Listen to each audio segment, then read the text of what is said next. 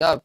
Place the hands on the respective knees in Bindu Mudra and visualize Kala Bhairava as you pull your stomach in and up in Uddiyana Bandha. Gaze at your third eye.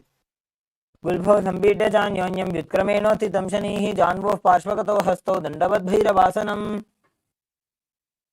Tasana is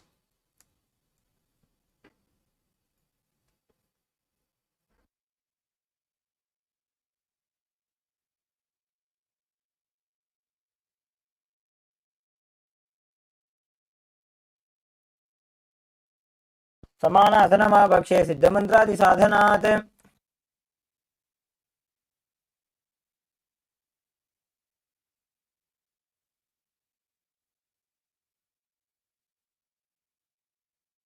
केवलं पादमेकञ्च स्कन्धे चारोपि यत्ततः.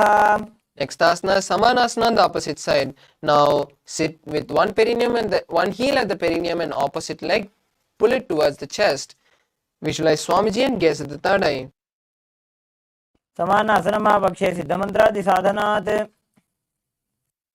Asana is Apanasana. Now place the raised leg on the respective shoulder and stretch the opposite leg towards the sky. Place the hands by your side and visualize Swamiji as you gaze at the third eye. केवलं पादमेकञ्च स्कन्धे चारोपि यत्ततः. Through the clenched teeth with the tongue touch the upper palate and two. Now interlace the hands behind the back, the perineum and the opposite leg flat. Perineum and interlace the hands behind the neck. Turn दक्षिणम्. Next asana is Gomukhasana on the opposite side. Now hold on hands behind the back and lean forward and down with your knees and visualize Garuda as you gaze at your knees and visualize Garuda as you gaze at the eye.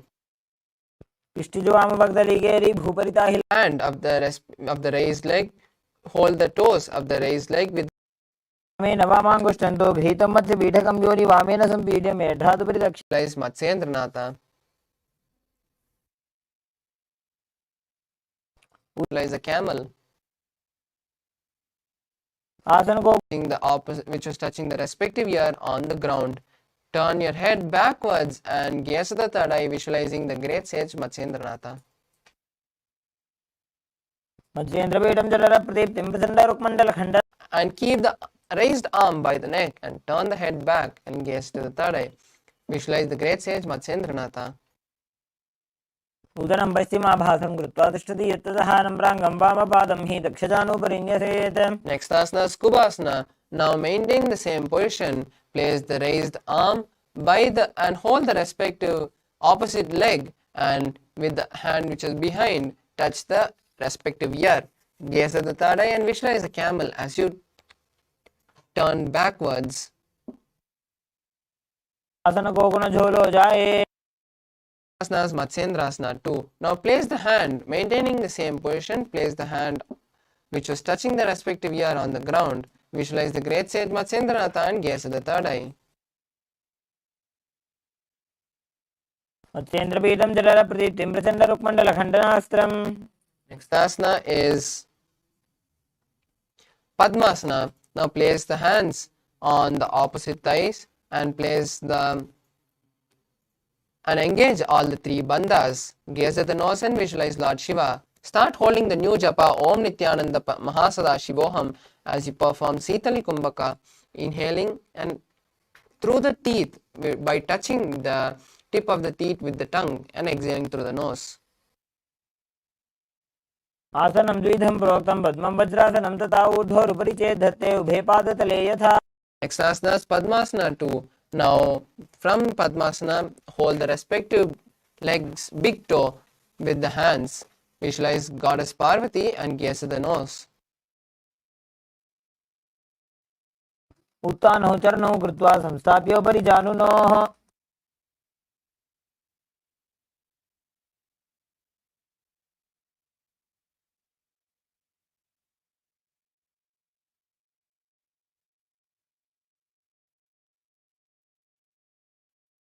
Next asana is Kukutasana. Maintain the Padmasana and insert the hands through the gap of the thighs and calves.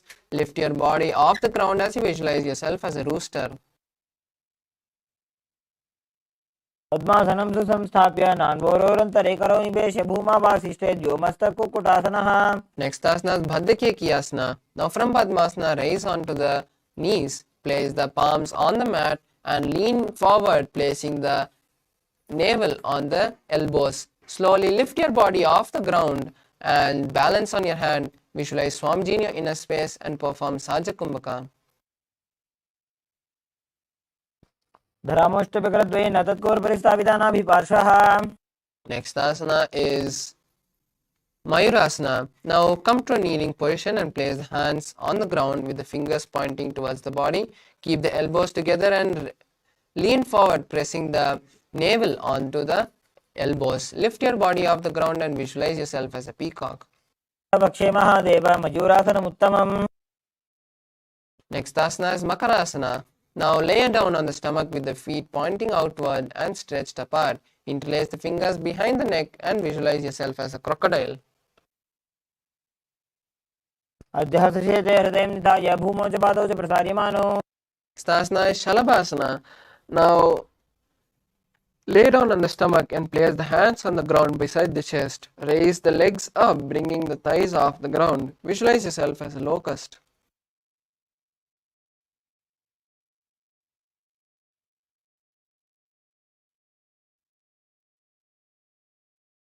Asana is Ushtrasana. Now hold the respective leg and pull it down towards the ground beside the hips. Visualize yourself as a camel.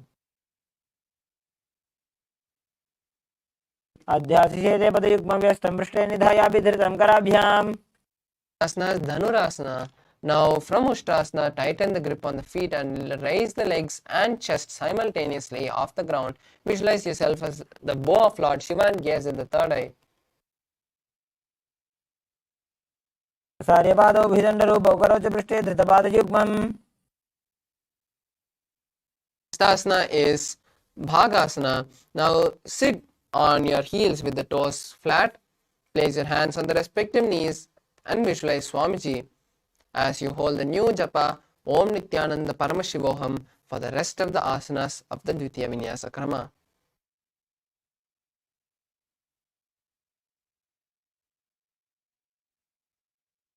उल्टा मोड़ी पादौ वैसे बहुरो जुगति करे एक ऐसे. Next asana is Gohyasana. This is the inverted asana, so you can take the support of the wall or a partner.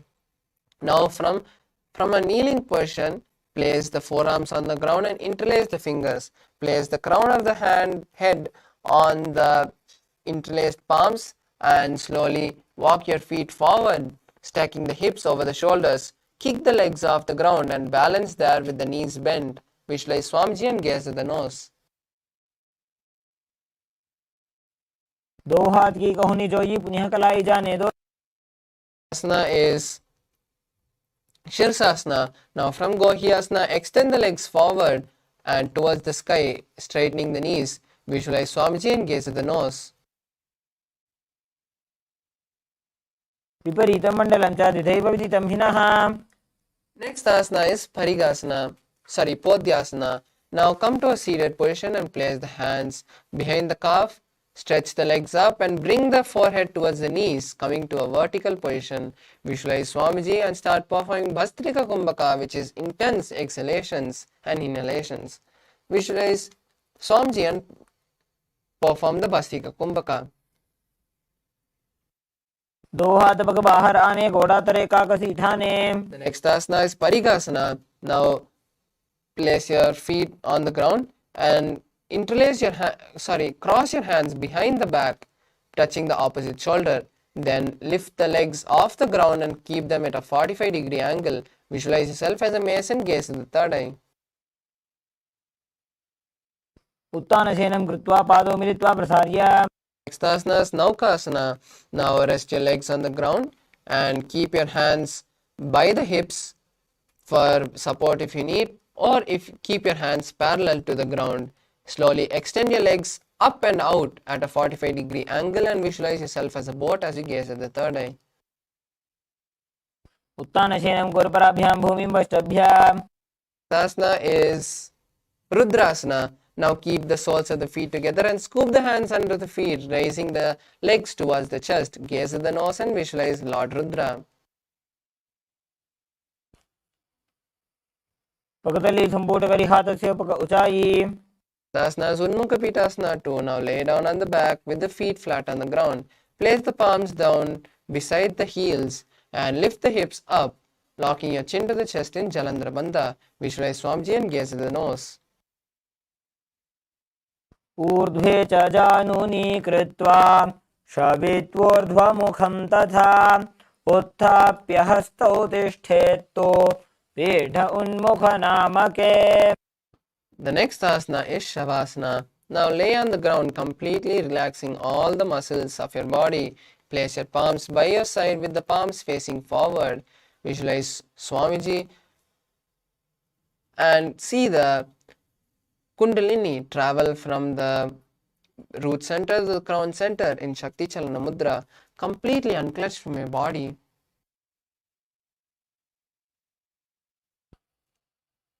उत्तानं शववद्भूमौ शयनं तु शवासनं शवासनं श्रान्तिहरं चित्तविश्रान्तिकारकम्.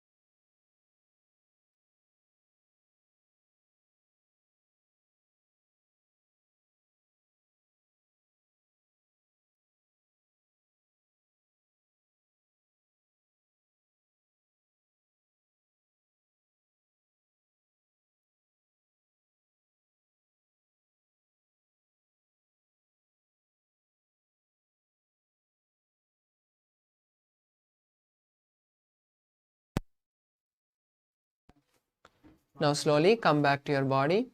Start shaking your ankles and legs, your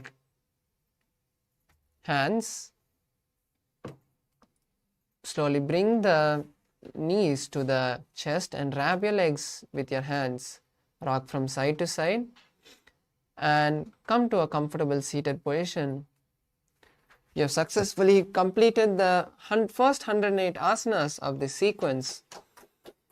Now let's perform the first asana of the next 200 asanas, which is the Yathashanishtasana. Now be in a comfortable position, comfortable seated position. Place your hands on the knees and place your fingers in Bindu Mudra, which is touching the thumbs and index fingers. Visualize Swamiji. Start performing the Kumbhaka for the following asanas, which is Samana Kumbhaka. Inhaling, holding the breath and exhaling as you visualize the intense gastric fire happening in you. Hold the japa Om Nithyananda Paramashivoham for the rest of the asanas and visualize Swamiji. पर्यङ्कं तत्समाख्यातं यतसंस्थं यथा स्थितिः. The next asana is Samasana. Now sit in a cross-legged position with the hands on the knees and thumbs touching the index fingers in Bindu Mudra. Be in a cross-legged position as visualize Swamiji and continue to hold the Mula Bandha for the rest of the asanas.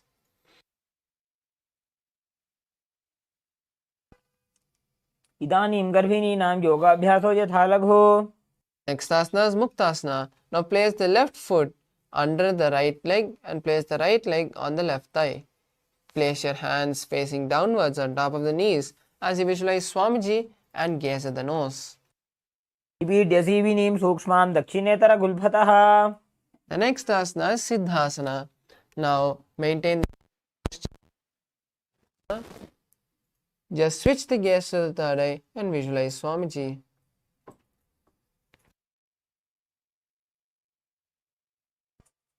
स्थानोस्तम्यमितेन्द्रियोचलदृशा पश्यन् भ्रुवोरन्तरं चैतन्मोक्षकपातभेदजनकं सिद्धासनं प्रोच्यते. The next asana is Siddhyasana. Now maintain the same posture as you switch the gaze to the ground in front.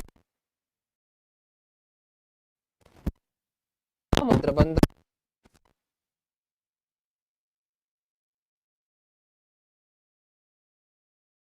वामपादके जानो सेवनिमधितासुकोठानो.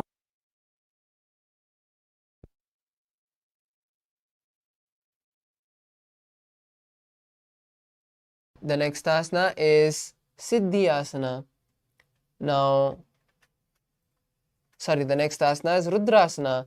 Now maintain the same posture as you roll your hands and place your fingers in Bindu Mudra. Gaze at the third eye and visualize Lord Rudra in your inner space.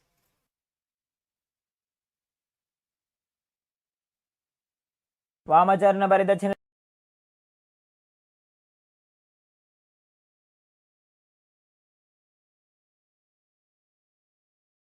Self as unshakable and continue to keep your fingers in Bindu Mudra. की गुणमणि की चरणचरता मीटे. Asana is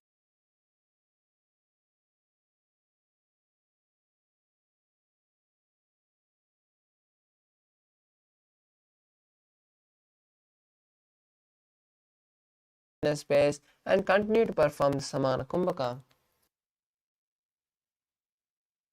ऋजुकाय समाधीन सिद्धासनमुदीरितम्.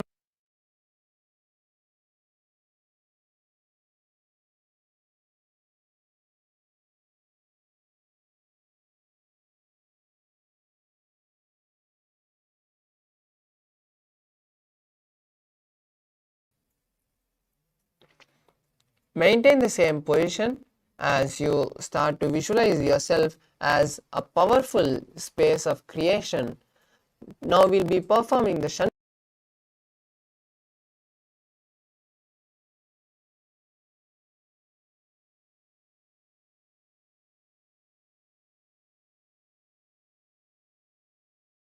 and the ears with the thumbs.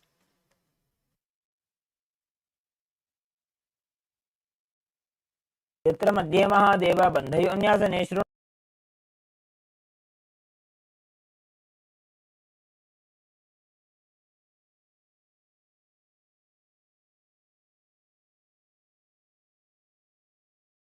Now continue to maintain the same position as you also keep the fingers in Bindu Mudra.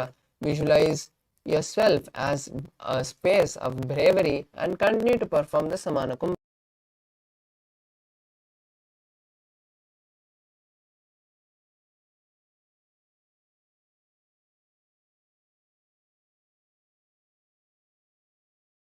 Now maintain the same position as you switch the gaze to your third eye. Visualize the great sage Valmiki in your inner space. तावा पगगी बगदली पुनी AD है जो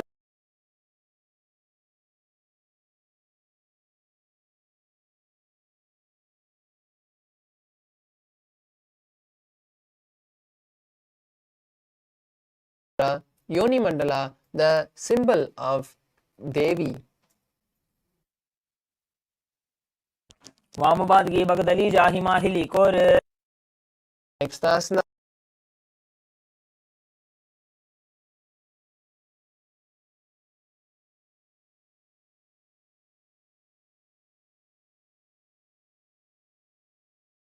Same posture. Switch the gaze to the third eye as you continue to visualize the Yoni Mandala.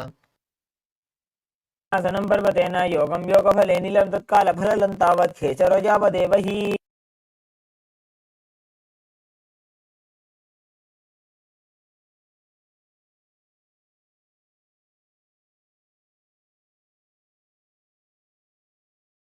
The nose. गुल्भौ च वृषणस्यादः सीवन्त्याः पार्श्वयोः क्षिपेत् Next asana is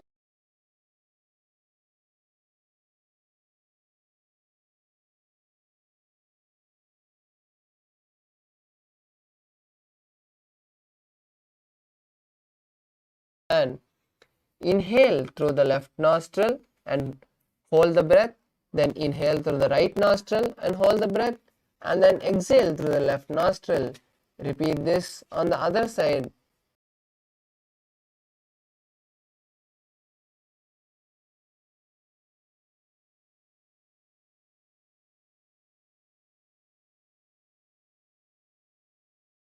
Of the feet and pull your stomach in Uddiyana Bandha.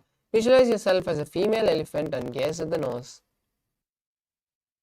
ग्वाली पाव आसन कख्यो है जैसे Yahoo में जाने विधि तैसे Next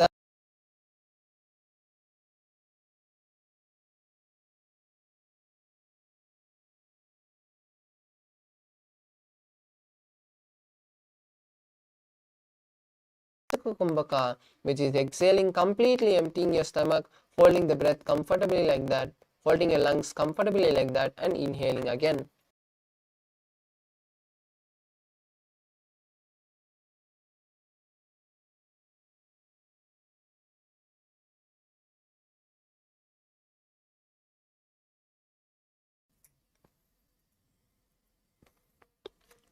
Now interlace the fingers around the feet with the soles together. Lift the feet towards the chest as you place the chin on the toes.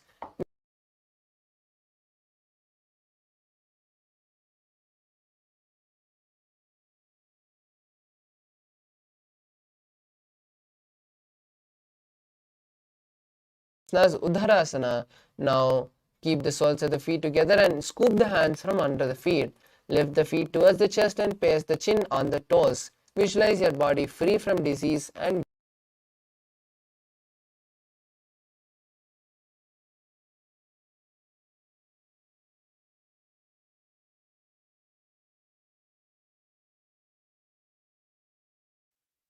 The next asana is Bhishishtasana. Now sit with the feet together and maintaining the same posture.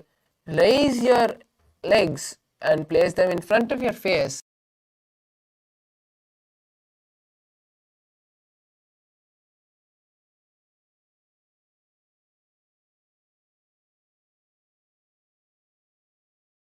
Bhujasana. Now place the legs on the respective shoulders and wrap the legs and hold the back of your, interlace the hands behind your neck.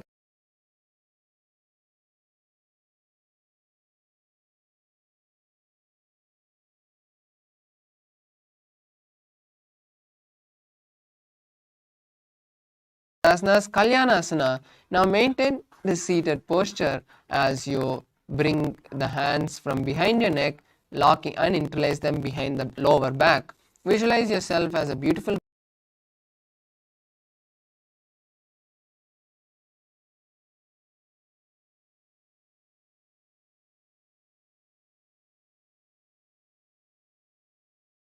is Sankatasana. Now place one perineum underneath the heel. Now place one heel underneath the perineum and cross that leg.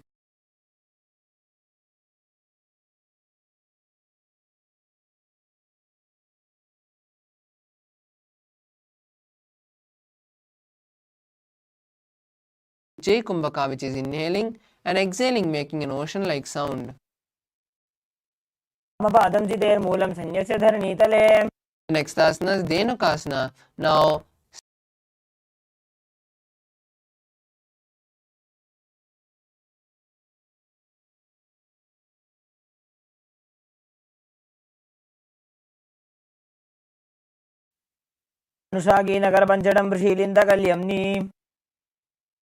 the next asana is Machandrasana. Now twist your body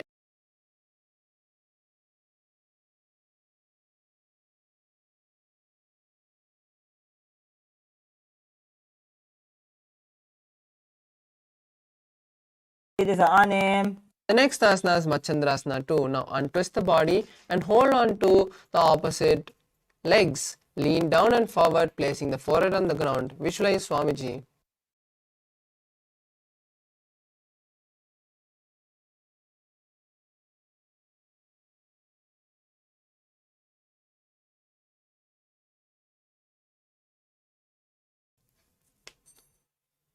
Now interlace your fingers and place them on the top knee. Visualize Swamiji in your inner space.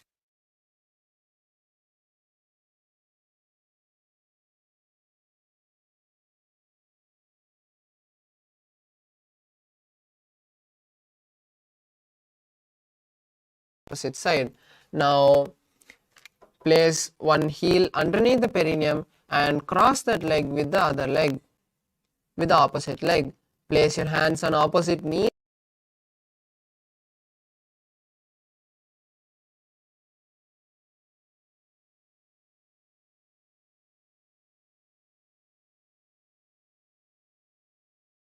Sankatasana, slide the heel from under the perineum. Place the heels by the hip and pull the stomach in and up in Uddiyana Bandha. Visualize yourself as a cow.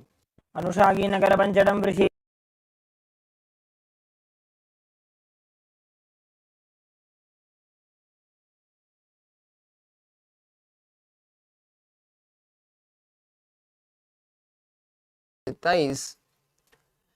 Visualize Swamiji and gaze at the third eye. वामजङ्गप्रदक्षिणटाने वामहस्तभिष्टीति स आने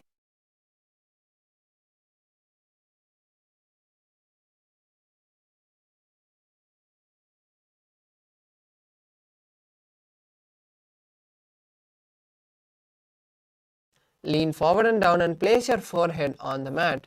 Visualize Swamiji in your inner space.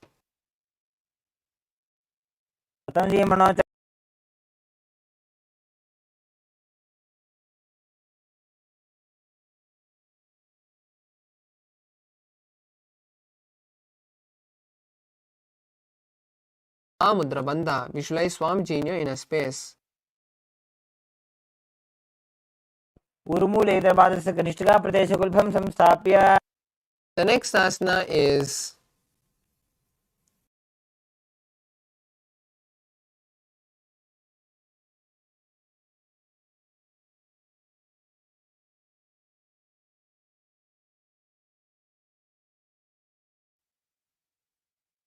sit with the feet flat on the ground and keep the knees against the chest. Hold the opposite knees and keep the thighs together.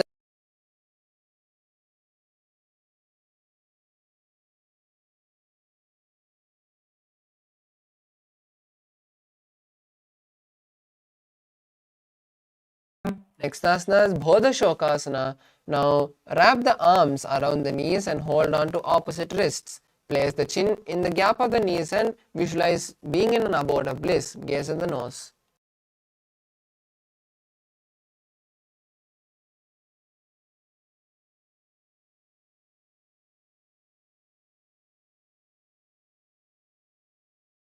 Same position. Place the arms under the knees and hold on to opposite elbows. Visualize Swamiji and gaze at the nose.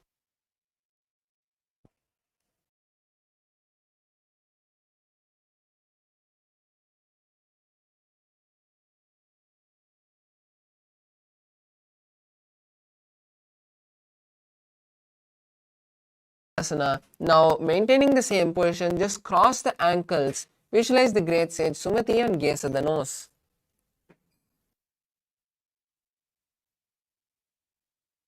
मूलद्वारधर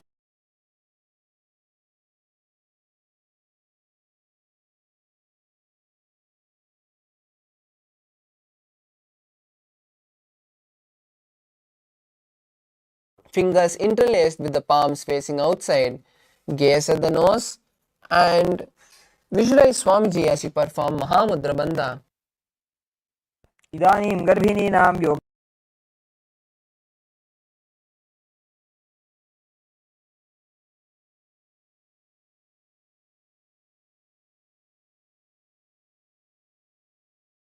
The index and middle fingers. Lean your chest forward and down, placing the head on the knees. Visualize Swamiji in your inner space and perform Nadi Shodhana Kumbhaka, which is inhaling and visualizing the prana travel from your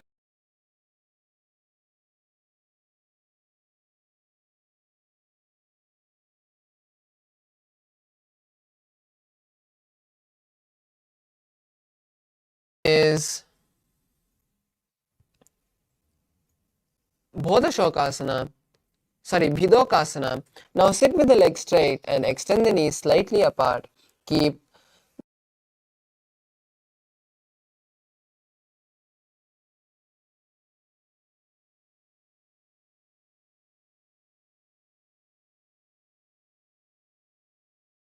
पावसारी कछक ऊर्धको कुरुडो डारे. Next asana is Jalandhari Pavasana. Now extend both the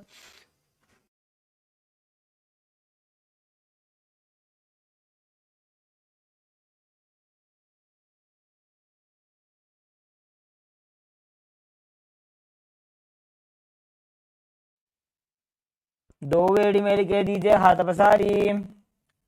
The next asana is Urdhva Pachimatanasana. Now sit and extend both the legs.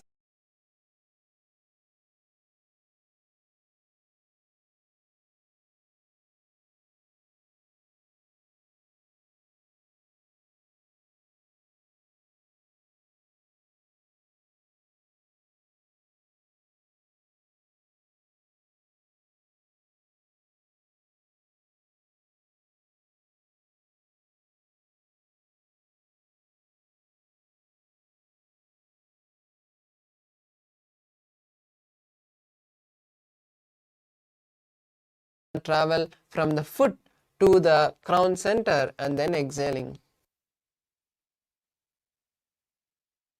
पश्चिमतानवत्संस्थितिं कृत्वा एकं पादं ग्रीवायां धृत्वा तिष्ठेत्.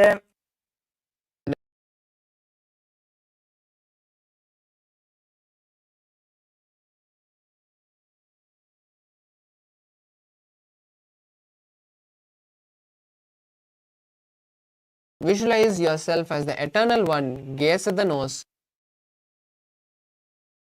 उत्तानशयने एकैकं पायिग्रीवाजां विन्यस्य The next asana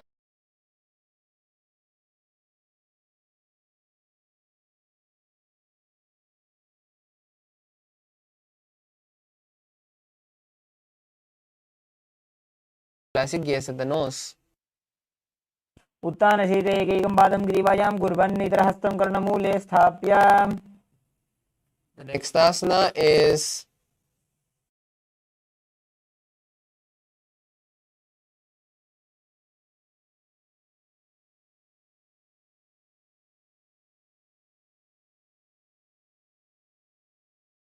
roll from the left to right. Visualize Swamiji. उत्तानशयनं जानुनि हृदये पष्टम्ब जङ्घासहितौ ऊरुनिकरध्वजे बद्ध्वा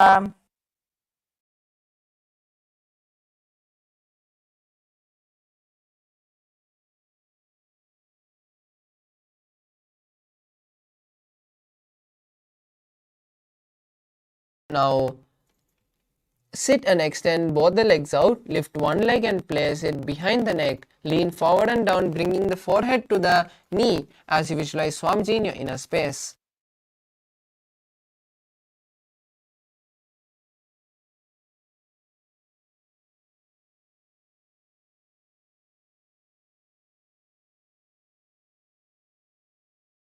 Hold the leg with the opposite hand and visualize yourself as the eternal one. Gaze at the nose. उत्तानशयने एकैकं पायिग्रीवाजां विन्यस्य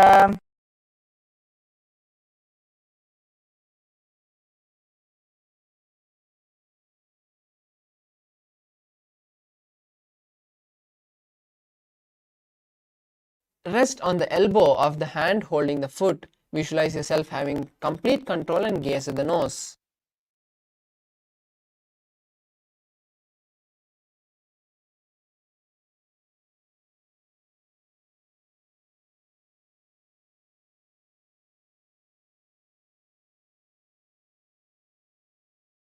Leg at a time and place it behind the neck. Visualize Swamiji and gaze at the nose. पादाभ्यां वेष्टयेत् कण्ठं हस्ताभ्यां पृष्ठबन्धनम्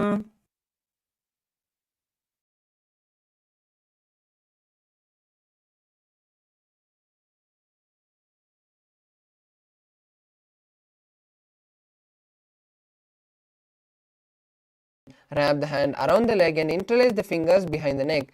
Gaze at the nose and visualize being blessed by Lord Vishnu as you gaze at the nose.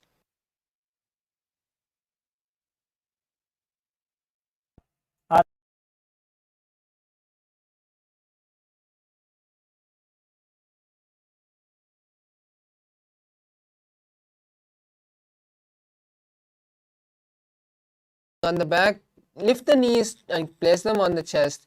Keep the soles facing up and extend the arms sideways. Visualize Swami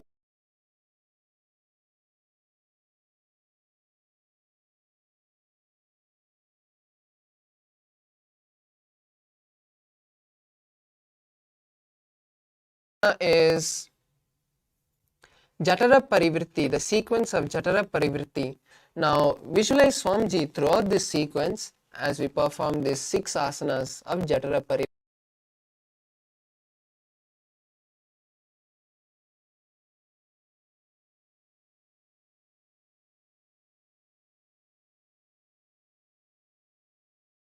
And the other knee bent on the ground by your side.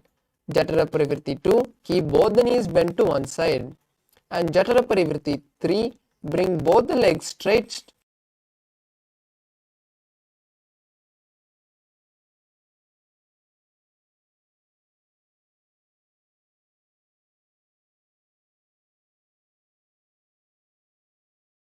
Jatara Parivritti on the one side. Now we'll be performing it on the opposite side. Now again bring the knees to the chest and keep the arms stretched.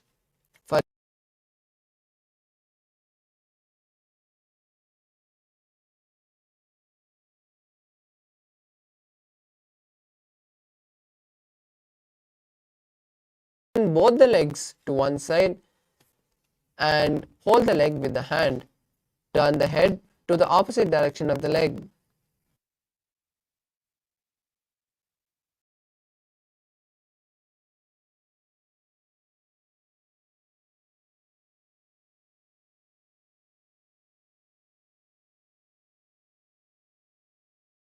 Next asana is Dvipada. Now lie on your back and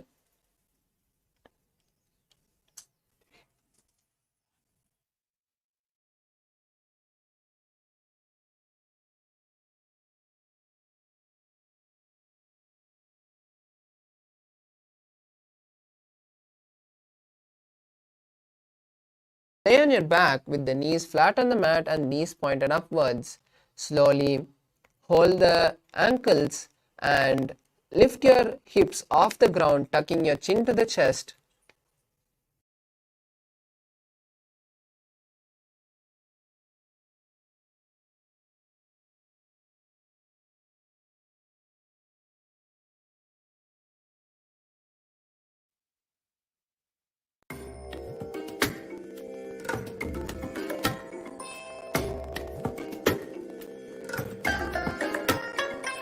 I bless you all.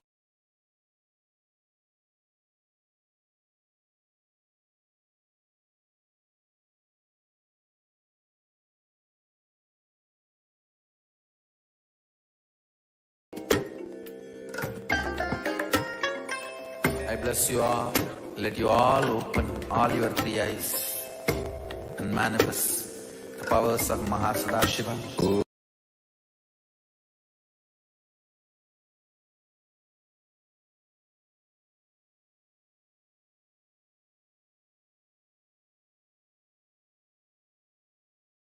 Paramashivoham. Om Nithyananda Paramashivoham.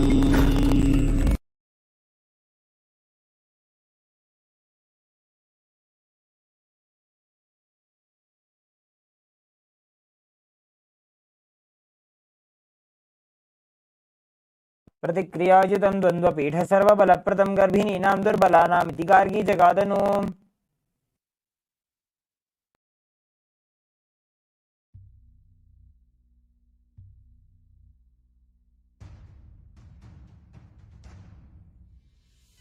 Sit as Paramashiva. Inhale and exhale deeply. तत्पुरुषाय विद्महे वक्रतुण्डाय धीमहि तन्नो दन्ति प्रचोदयात्.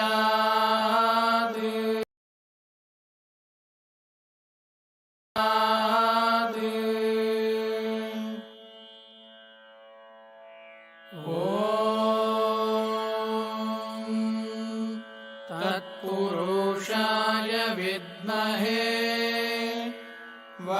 वक्रतुण्डाय धीमहि तन्नो दन्ति प्रचोदयात्.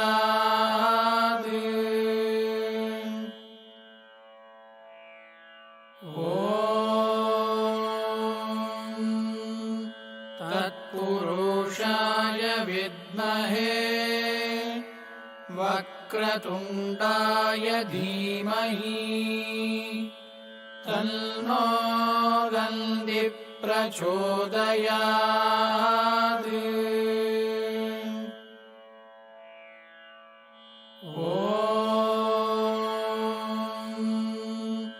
तत्पुरुषाय विद्महे. Sorry for the technical glitch. Let's now continue with the next asana, Dvipada. Now lie on your back and bend the knees, placing the feet flat on the ground. Hold the ankles and lift the hip up as you gaze to the nose. Tuck the chin to the chest in Jalandhara Bandha and perform the Murcha Kumbhaka as you visualize yourself as a sturdy bridge and gaze to the nose. प्रतिक्रियायुतं द्वन्द्वपीठ सर्वबलप्रदं गर्भिणीनां दुर्बलानामिति Gargi जगादनु. Next asana is Paryankasana. Now lie on the back and place the feet flat on the mat. Bring the arms over the head and place the hands flat on the mat as well, with the fingers pointing towards the feet. Lift the entire body up off the ground as you visualize a sturdy stone furniture. Start performing the Mula Bandha as you perform Paryankasana.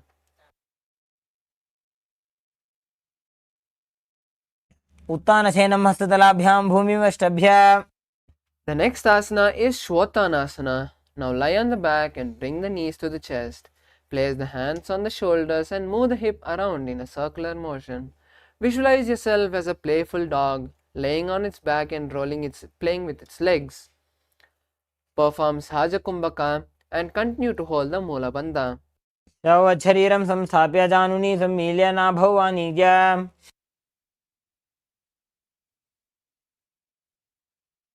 Next asana is Viparita Karani.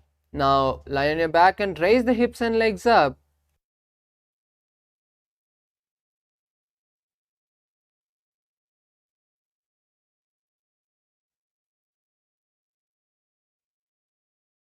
Lie on your back and raise the hips and legs up. Bring the hands to the lower back for support if needed. Otherwise, keep the elbows and hands extended on the mat below. Balance your body as you start moving your legs around in a circle.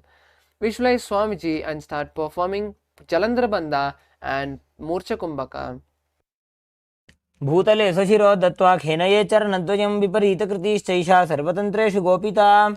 The next asana is Viparita Karani 2. Now maintain the position as you stop rotating the legs. Continue to visualize Swamiji in your inner space and hold the Jalandhara Bandha. करणी विपरीताख्या सर्वाधिव्याधिनाशिनी नित्यम् अभ्यासयुक्तस्य जाठराग्निविवर्धनी.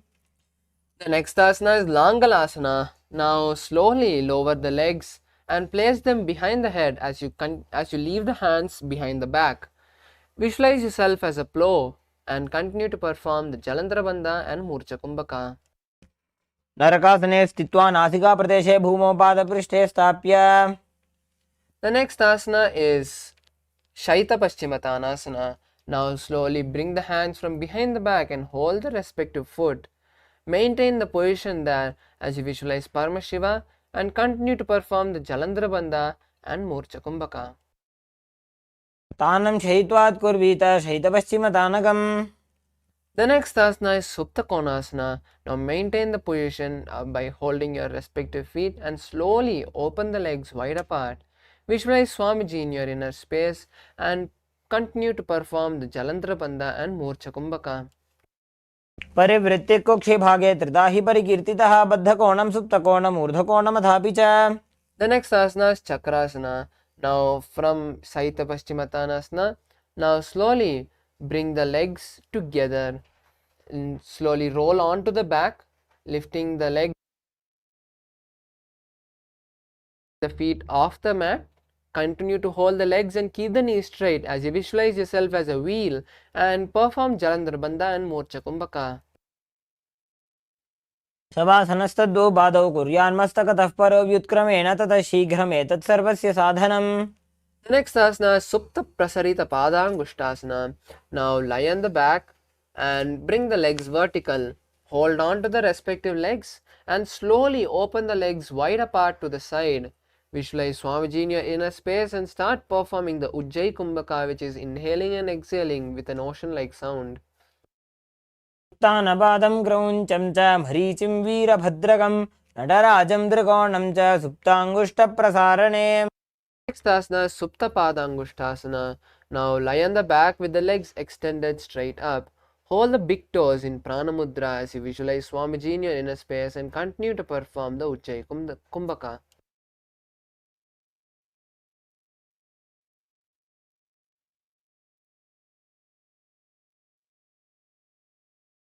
उत्तानपादं क्रौञ्चं च मरीचिं वीरभद्रकं नटराजं त्रिकोणं च सुप्ताङ्गुष्ठप्रसारणे.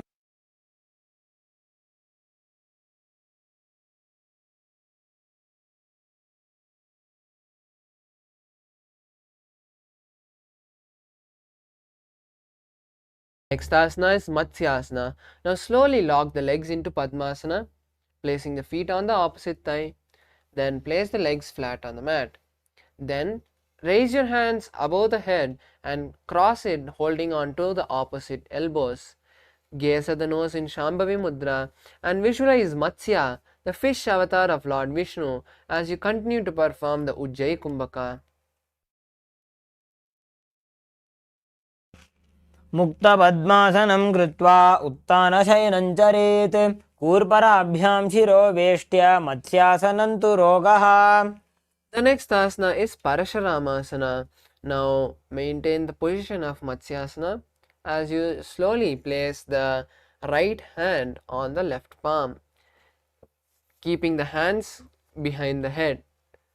Visualize Lord Rama in your inner space and gaze at the nose in Shambhavi Mudra as you continue to perform the Ujjayi Kumbhaka. प्रथमकरे पद्मासन आछे सूधो सोवे भूपरिपाछे गोड़ा अरुजंघा ये दो भूसोलकतारा शेषोयी. The next asana is Sarvangasana. Now, while laying down on the back with the legs in Padmasana, slowly lift the hip and legs up. Place the hands supporting the hips and keeping the elbows on the floor as you tuck the chin to the chest in Jalandhara Bandha and start performing Morcha Kumbhaka. Visualize Swamiji and gaze at the nose. अथवा क्षेत्र संक्षेपात् सर्वांगासनमुत्तमं यत्कृत्वा योगनिपुनो विद्याभिः पंडितो यथा. The next asana is Vrishchikasana.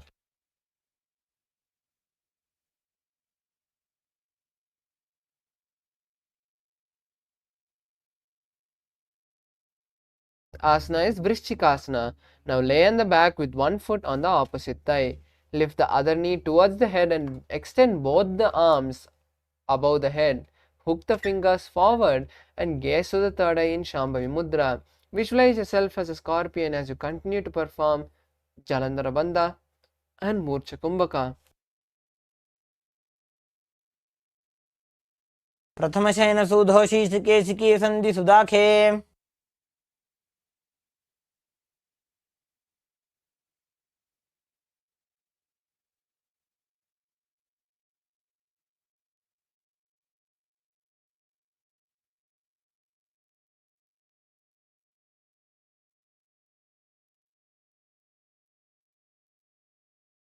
Asana is Vrishchikasana. Now lay on the back and place the opposite foot on the other thigh.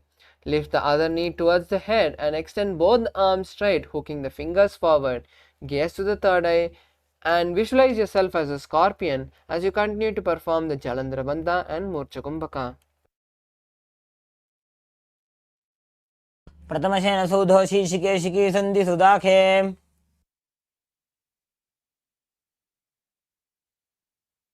Asana is Vrishapada Kshepasana.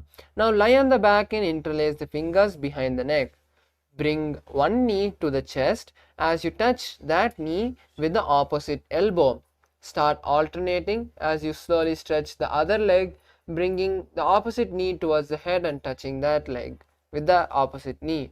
Visualize Swamiji in your inner space and perform the Sahaja Kumbhaka, which is inhaling and exhaling comfortably. उत्तानशयनं कृत्वा अङ्गुलिभिः कन्दरां बद्ध्वा कूर्परो मिलित्वा नितम्बेन भूमिं स्पृष्ट्वा. The next asana is Marottana. Marottanasana. Now lie on the back and lift one leg and touch the respective ear. Then place that leg flat on the mat and lift the opposite leg and touch the respective ear. Visualize Swamiji in your inner space as you continue to perform Sahaja Kumbhaka.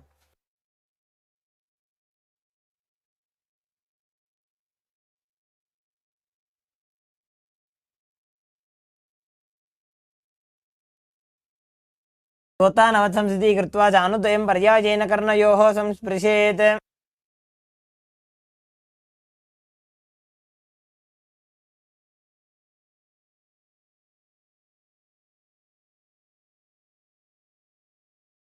Asana is Bhrikasana.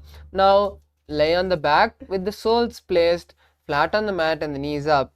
Get up without the support of the hands and stand up straight. Then again sit back down and place the back on the mat. Repeat this again and again as you visualize yourself as a wolf.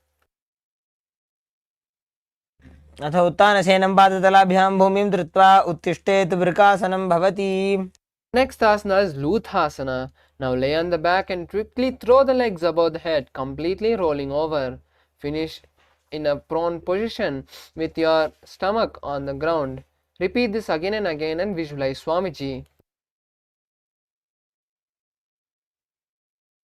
उत्थानशयनं पादौ शिर उल्लङ्घ्य. Next asana is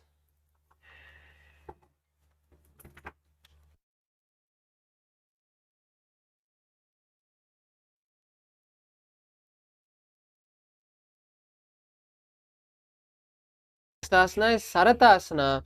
Now lie on your belly.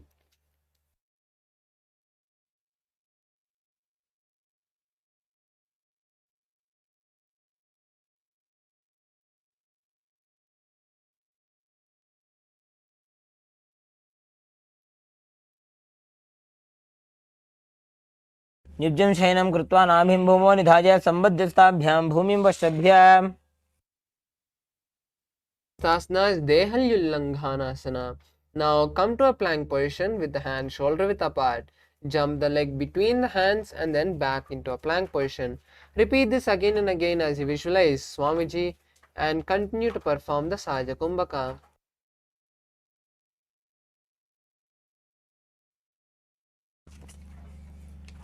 हस्तद्वयं बद्ध्वा तन्मध्ये चरणते मुण्डानैव बहिरानीय. Relax. The next asana is Jhatyasana. Now stand tall and slowly lean forward and place the hands on the mat. Start walking on all four limbs as you visualize yourself as an elephant. अथ जात्यासनं वक्षे येन जातिस्मरो भवेत्. Yes, the next asana is Lolitika Karna. Now stand tall and bring your legs into a half squatting position with your knees bent and the toes pointing outwards. Stretch your arms wide to the side, parallel to the ground. Bring one and tilt the head backwards. Bring one hand towards the chest and then stretch it back as you bring the opposite hand simultaneously towards the chest. Roll your head in all directions. Yes, relax. The next asana is Sarapasana. Now if you have a rope or a cloth, you can tie your foot. Otherwise, just stand tall like a rod with the arms to the side and the hands touching the thighs. Visualize the Kundalini energy twirling and twisting as it crosses over every energy center, each of the 7 chakras in our body, and finally reaches the crown center. Continue to perform Sahaja Kumbhaka. अथ सर्पासनं वक्षे वायुपाणाय केवलं शरीरं दण्डवत् तिष्ठेत् रज्जुबन्धस्तु पादयोः.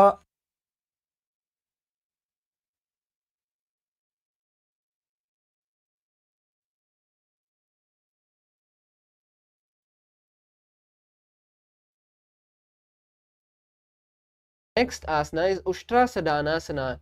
Now stand tall and slowly lean forward and down. Place the back of the palms on the mat and step the feet on the hands from the front. Start walking front and back in the mat as you visualize yourself as a camel. मुष्टिकनिष्ठिका प्रदेशेन भूमौ निधाय उपरि पादतले संस्थाप्य. The next asana is Ashwasana. Now, while standing, slowly place the back of the hands on the mat and stand on the hands with the hands coming under the legs from the side. Start walking front and back in the mat as you visualize yourself as a horse. मुष्टिकनिष्ठिका प्रदेशेन भूमौ निधाय उपरि पादतले संस्थाप्य.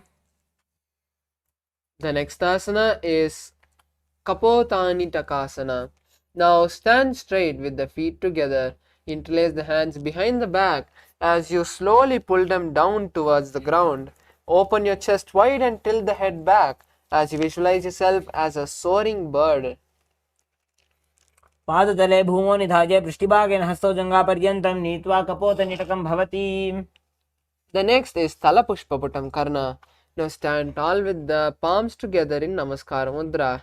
Gently bend the knee and keep the toe pointing outwards as you simultaneously open the palm and raise one heel off the ground. Slightly lower the waist and shoulder of the respective heel. Visualize your holding and offering flowers to Paramashiva.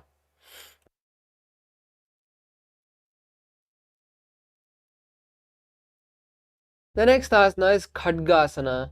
Now lie on your stomach. Then slowly come to a plank position and jump the feet forward. Then place the palms together with the forearms also together, making the horn of the rhinoceros. Visualize yourself as a rhinoceros and gaze to the nose as you continue to perform Sahaja Kumbhaka. सरतमासनं कृत्वा पादतलाभ्यां भूमिं धृत्वा Next asana is Uttanottanam asana. Now slowly sit down and stand up. Repeat this again and again, like doing sit-ups, as you visualize Swamiji in your inner space and gaze to the nose in Shambhavi Mudra. पुनः पुनः उत्थातव्यम् अचितव्यम् इति उत्थानोत्थानं भवति. Relax. Next asana is Musalasana. Now stand up straight and raise the arms above the head. Jump again and again as you visualize yourself as a mace. सरलं स्थित्वा ऊर्ध्वं बाहु नयेत् वारं वारम् उड्डानं कृत्वा. The next asana is Uchirshakasana.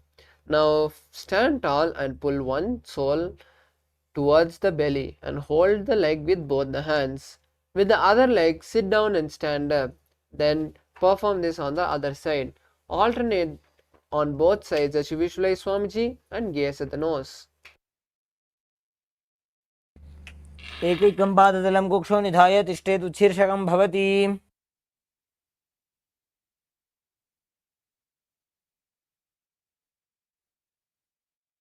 Next asana is Parshvajanukarana. Now stand and keep one leg slightly bent with the toe pointing to the side.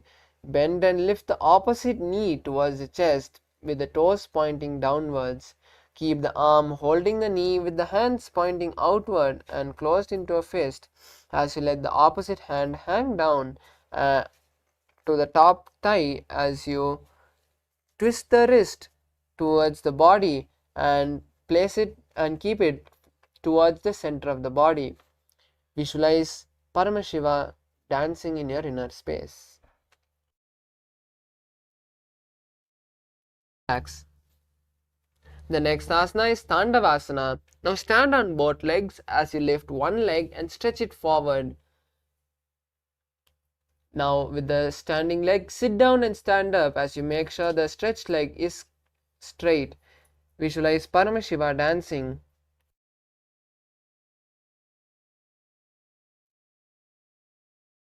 तेन स्थातव्यं ताण्डवासनं भवति. The next asana is Brahmanasana. Now place the left foot on the opposite thigh and stand straight on the mat like a rod. Keep the hands by the side as you visualize Lord Brahma blessing you. Continue to perform the Sahaja Kumbhaka. ब्राह्मणासनं मा पक्षे यत् कृत्वा ब्राह्मणो भवेत्. The next asana is Garudasana. Now stand tall on both the legs and then slowly wrap the left leg over and around the right knee.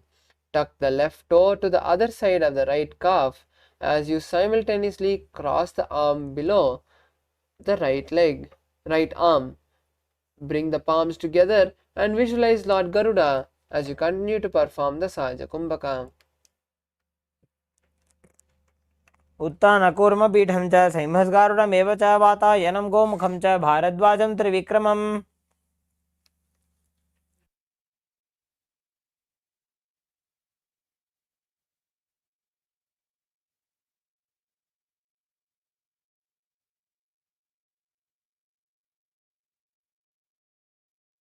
Asana is Ekapadasana. Now stand straight on the right leg. Place the left foot on the opposite thigh and keep the hands relaxed by the knees.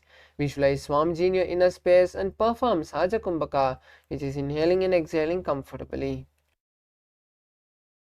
क्षाङ्घ्रिं वामपादस्य जङ्घोपरि निधाय च. The next asana is Dhruvasana. Now stand on the right leg and hold the big toe of the left foot. Straighten the left foot to the side as you rotate your body quickly on the standing leg. एकेन हस्तेन दण्डरूपसेकस्य पादस्य अग्रं धृत्वा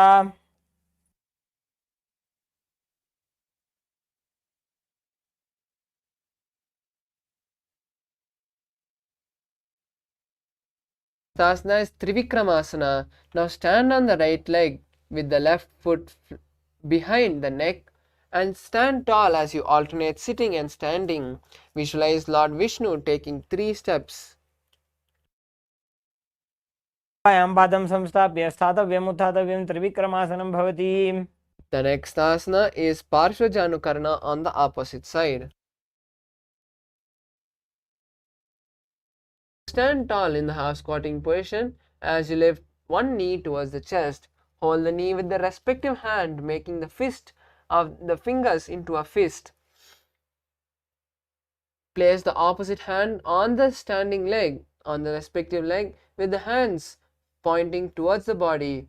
Visualize Paramashiva dancing in your inner space. Relax. The next asana is Tandavasana. Now stand on one leg and lift and stretch the opposite leg forward. Sit down and stand up on one leg as you maintain the stretched leg straight. Visualize Paramashiva fiercely dancing. एकेन पादेन स्थातव्यं ताण्डवासनं भवति. The next asana is Brahmanasana. Now place one foot on the inner thigh and stand erect on the mat like a rod. Place the hands by the side as you visualize being blessed by Lord Brahma. ब्राह्मणासनमावक्षे यत्कृत्वा ब्राह्मणो भवेत् एकपादमुरो दत्त्वा तिष्ठेत् दण्डाकृतिर्भुवि.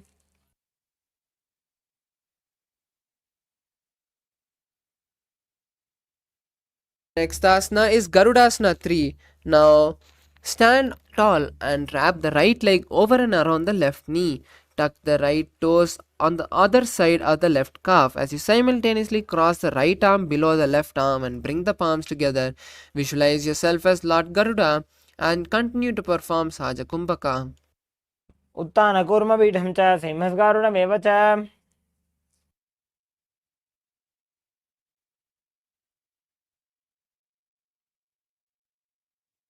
Now repeat Ekapadasana on the other side. Bring the raised foot to the opposite thigh. Keep your hands relaxed by the side of the knees. दक्षाङ्घ्रिं वामपादस्य जङ्घोपरि निधाय च. Hold on to the big toe of the right foot in Prana Mudra. Extend the leg out to the side and rotate on the standing leg as you visualize yourself as the North Pole Star in Dhruvasana. एकेन हस्तेन दण्डरूपसेकस्य पादस्य अग्रं धृत्वा. Now bring the right foot behind your neck and stand tall as you visualize Lord Vishnu. Sit down and stand back up, repeating Trivikramasana on the other side. ग्रीवायां पादं संस्थाप्य स्थातव्यम् उत्थातव्यं त्रिविक्रमासनं भवति.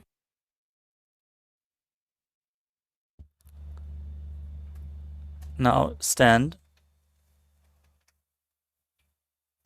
with the heels touching, toes pointing outwards, hands by the side, slightly extended, all fingers apart in Samanaka Karana.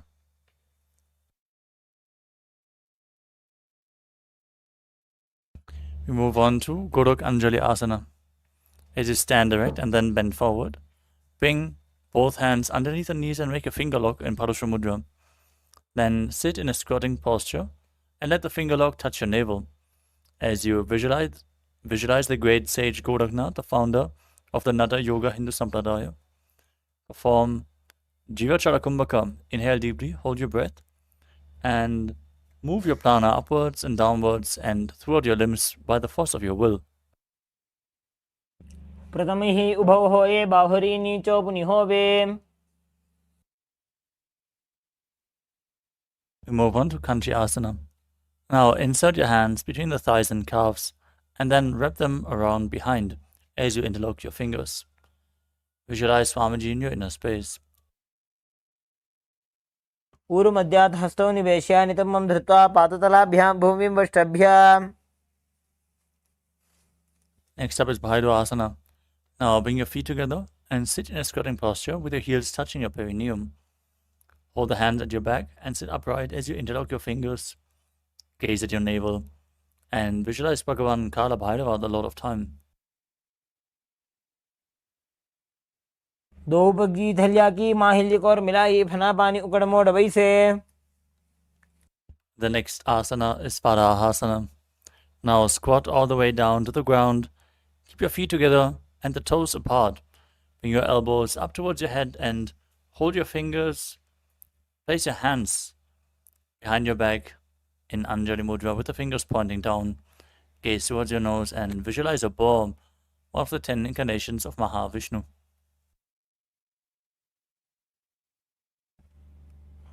पागतली की माहिली core मिलाई फना पानी उकड़ मोड़ वैसे.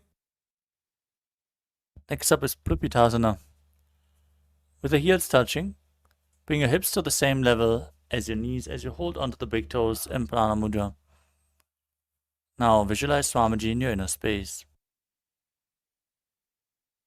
पार्श्वद्वये सम्मील्य स्थित्वा नितम्बं जानु प्रदेश आनीय. Next up is Pakhasana. Now place your hands on the mat, fingers wide, as you bring your knees onto your arms towards your armpits. Lean forward, find balance, and lift your feet off the mat as you visualize yourself as a crow.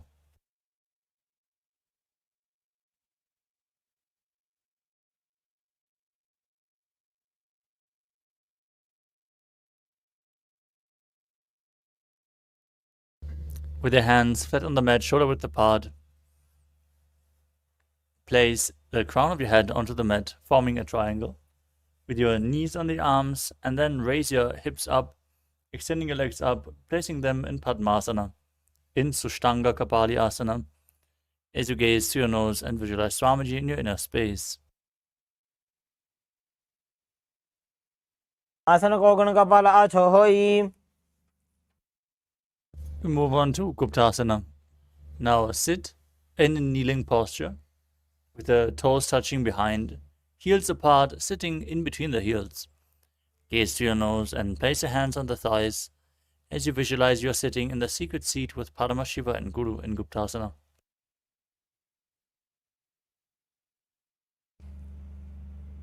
Janor भोरंतरे पादौ कृत्वा पादौ च गोपयेत्.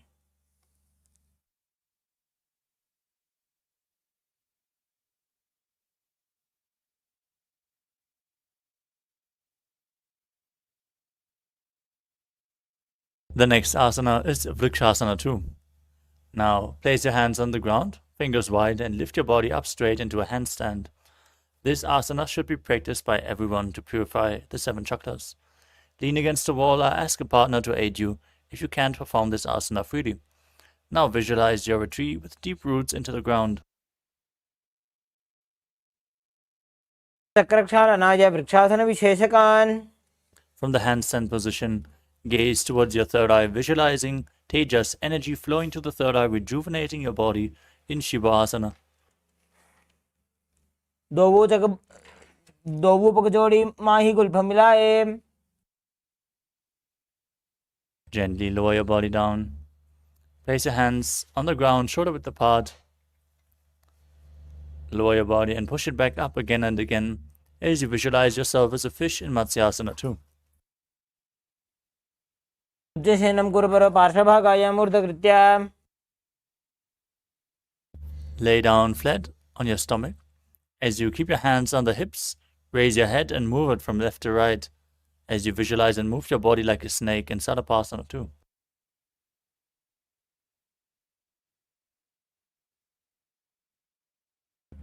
दिब्जं शयनं कृत्वा हस्तौ नितम्बं संस्थाप्य पादौ दीघीकृत्य.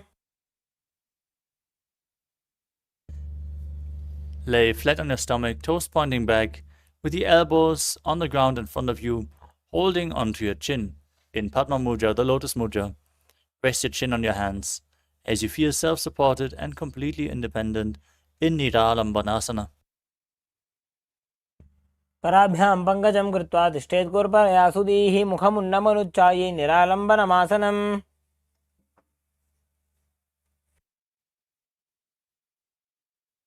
The next asana is Chaturasana. As you lay on your stomach with your hands flat on the mat in front of you, bend your knees and bring the feet up as you push your upper body upwards. Visualize yourself as an umbrella protecting your guru from the sun rays. अध्यासनवत् स्थित्वा हस्ततलाभ्यां भूमिमष्टभ्य From a kneeling position, with your perineum placed on your heels, feet flat, extend your arms out in front and place them on the mat as you place your forehead down on the ground.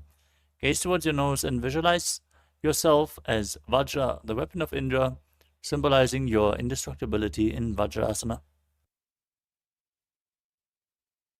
इदानीं गर्भिणीनां योगाभ्यासो यथा लघुसुखप्रसवलाभाय प्रोच्यते प्राक्तनेपथि. Next asana is Meshasana. Now place your hands flat on the mat and push your hips up into Gajasana as you alternate striking the ground with your hands, visualizing yourself as powerful as a ram.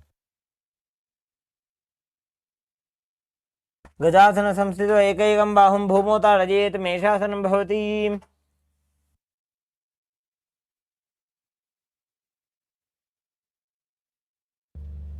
Now from Gajasana, lift your legs into the air and slowly bring your forehead down towards the ground as you visualize yourself as unborn, existing for all eternity in Ajasana. संस्थितो पादद्वये मन्त्राणि कृत्य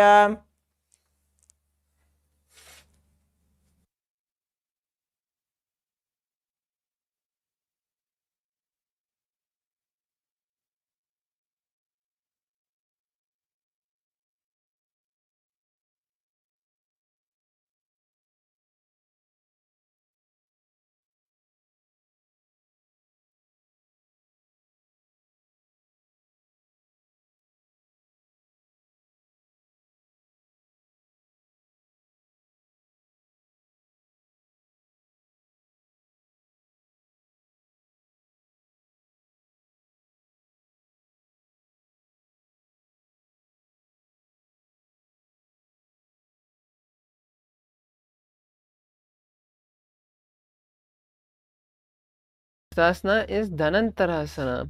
Now sit on the heels with the legs together. Interlace the fingers around the toes. Pull the feet towards the perineum and then place the hands on the respective knees. Keep the spine straight and gaze at the nose. Visualize Swamiji in your inner space.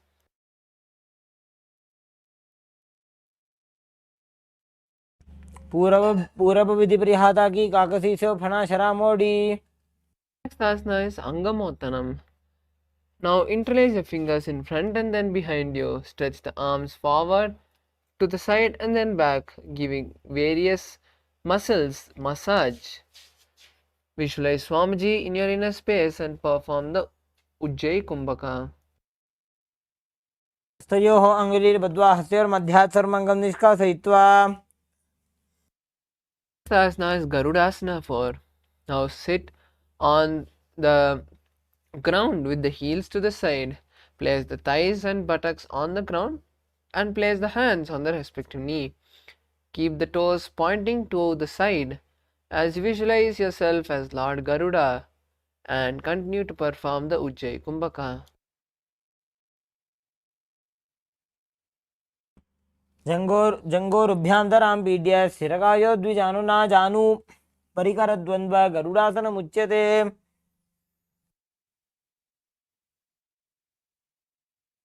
Is Ananta Mandirasana. Now sit with the legs folded, knees pointing backward and knees wide. Gaze at the third eye as you hold the respective ankle.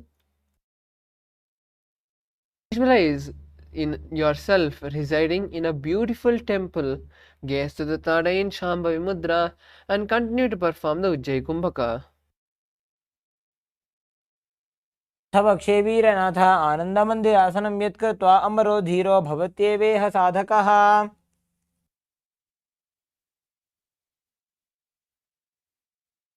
Asana is Mandukasana. Now sit with the knees wide and cross the ankles. Sit on the crossed heels. Next, hold the respective knee. Place your hands under the respective knee and visualize yourself as a frog as you perform the Manduki Mudra, which is folding your tongue and touching the back of your throat, and perform the Uddiyana Bandha. पृष्ठं सम्पीड्य गुल्फाभ्यां जान्वङ्गे सवलयाकृतिः हस्तौ पादतले क्षिप्तो मण्डूकं पाददोषहृत्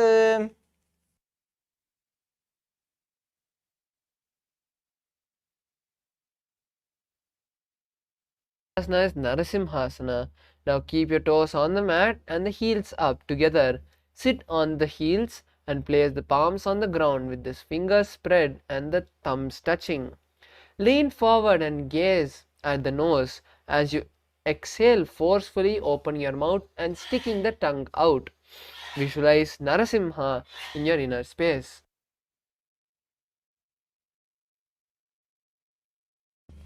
दो बूफना पानी होए वैसे AD Mailer गुदानी वैसे समशरीरनी काट हरावे NASA अग्र दृष्टि को ल्यावे. Next asana is Bhishrakasana. Now sit on the toes and place the perineum on the heels. Separate the knees sideways and place them on the ground. Make a hollow of the palms and place them on the mouth as you keep the tongue as you keep the teeth on top of the thumbs and close the lip. Gaze to the nose and inhale through the left nostril and exhale through the mouth. Visualize yourself as Devi.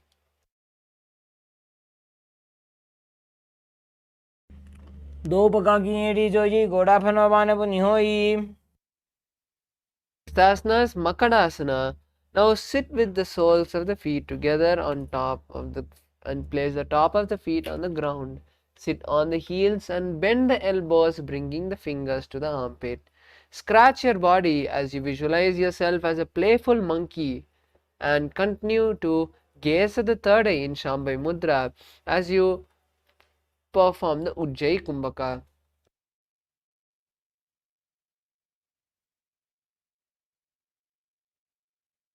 दो पकतली संपट आने तिनकी पृष्ठी भूमि पर इटाने.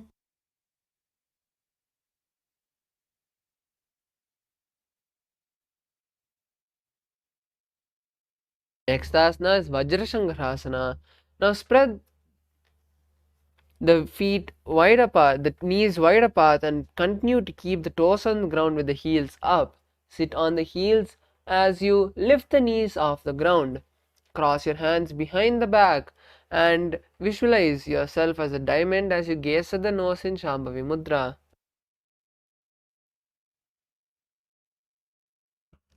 प्रथम बना पानी होए वैसे दो एड़ी गुदानी वैसे गोड़ा उभा नाके धीर आड़े बाज पसारे धीर.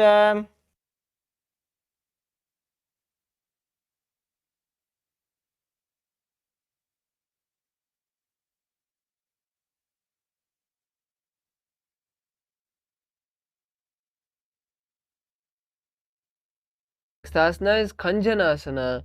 Now keep the toes down with the toes flat and sit on your heels with the ankles crossed behind.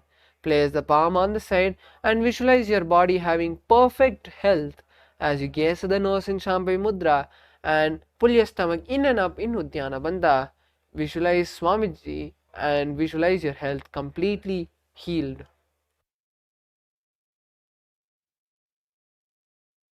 खञ्जनासनमावक्षे जित्कृत्वा सुस्थिरो भवेत् पृष्ठे पादद्वयं बद्ध्वा हस्तौ भूमौ प्रधारयेत्. Next asana is Kurmasana. Now place the toes flat and cross the feet, placing the perineum on the back of the heels. Keep the knees wide and on the floor as you rest the hands on the respective knee. Visualize yourself as a tortoise and gaze to the nose in Shambhavi Mudra. Continue to perform Ujjayi Kumbhaka.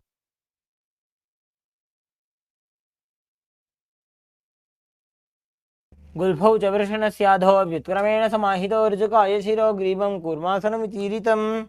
The next asana is Yogasana. Now sit with the toes flat, feet crossed, and sit on the heels. Gaze to the nose as you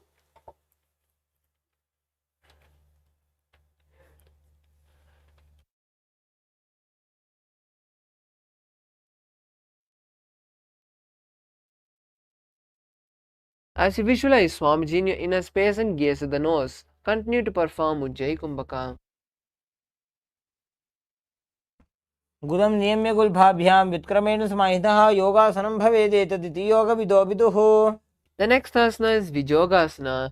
Now stand on the knees and cross the ankles behind the back, and keep the feet near the opposite knee. Hold the calf with the fingers inside and the thumbs out as you gaze at the third eye. Visualize Swamiji and gaze at the third eye in Shambhavi Mudra as you continue to perform Ujjayi Kumbhaka.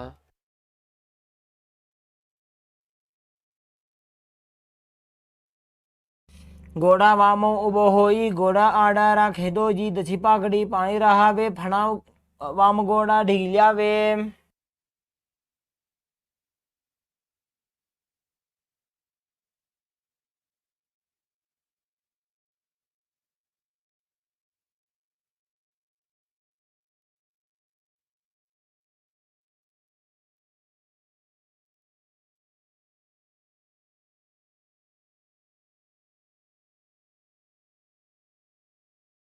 Asana is Ushtrasana 2. Now come to a kneeling position with the legs straight backwards. Bend back and hold the ankles with the hands. Keep the arms straight and push the hip forward as you tilt the head back. Visualize yourself as a camel as you continue to perform the Ujjayi Kumbhaka.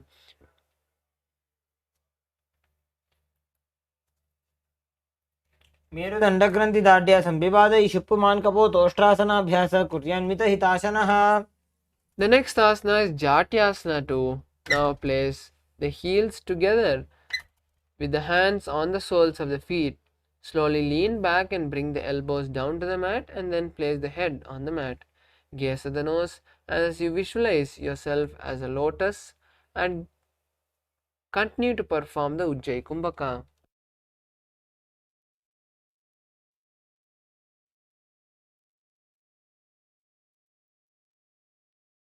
दो AD संपट करे 16 मूल द्वारित धरे.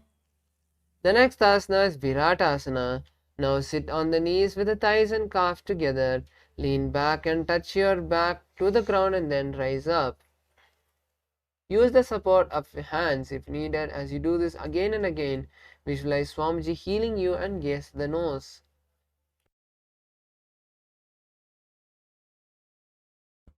जंगा पृष्ठभूमो निधाय जंगोदरयोः ऊर्ध्नि संस्थाप्य पृष्ठवंशं वारं वारं स्पृशेत्. Next asana is Kapotasana. Now from Viratasana, raise the hips up higher and bring the forearms on the mat. Hold the back of the heels and bring the head between the feet. Visualize yourself as a beautiful dove as you continue to perform the Ujjayi Kumbhaka. मेरुदण्डग्रन्थिदाढ्य संविवादय शुप्पमान कपोतोष्ट्रासनाभ्यास कुर्यान्वित हिताशनः. Next asana is Varasana. Now come to a kneeling position with the hands holding the opposite elbow and the knees together.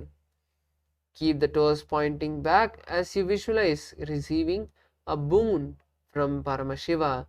Gaze at the nose in Shambhavi Mudra and continue to perform the Ujjayi Kumbhaka.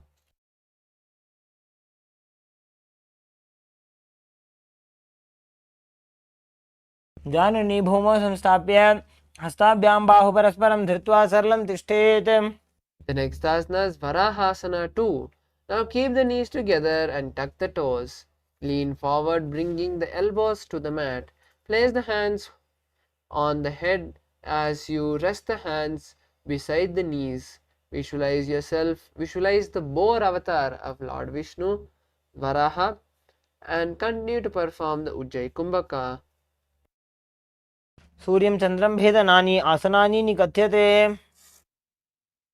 Asana is Mundasana. We request all the participants to take the support of the wall or a partner if needed. So now place your forearms on the mat and then interlace the fingers. Then slowly lean forward and place the crown in between of the interlaced fingers.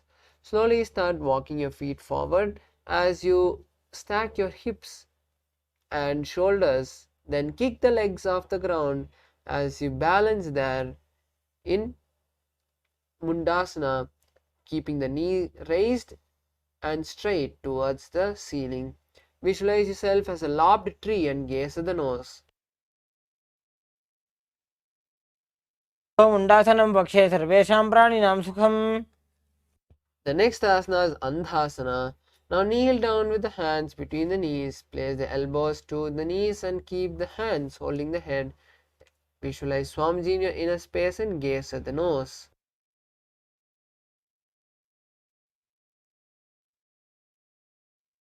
प्रथम भक्तली समटारावे कोरमाहिली उभे मिलावे. Next asana is Viparita Shalabhasana. Now lie on the belly with the arms extended out. Lift the thighs, arms and chest and head as you lift the whole body except the abdomen, balancing on the abdomen off the ground. Visualize yourself as a locust in Viparita Shalabhasana.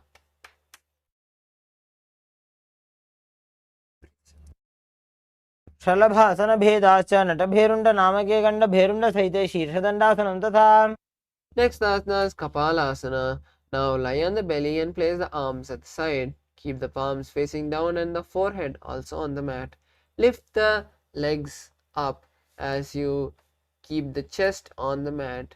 Visualize a skull in your inner space.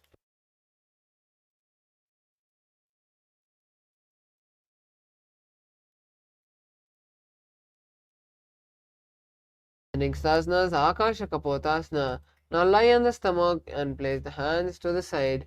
Lift the legs up and over the head as you slowly place the feet on the mat in front of the head. Keep the palms flat on the mat as you visualize yourself as an open dove in Akasha Kapotasana. उष्ट्रासने स्थित्वा चरणौ भूमेरुत्थाप्य मस्तकोपरि नीत्वा. Next asana is Chatakasana. Now sit on the knees and bring the chest down to the navel. Touch the knees and keep the hands on the mat and the forearms on the ground.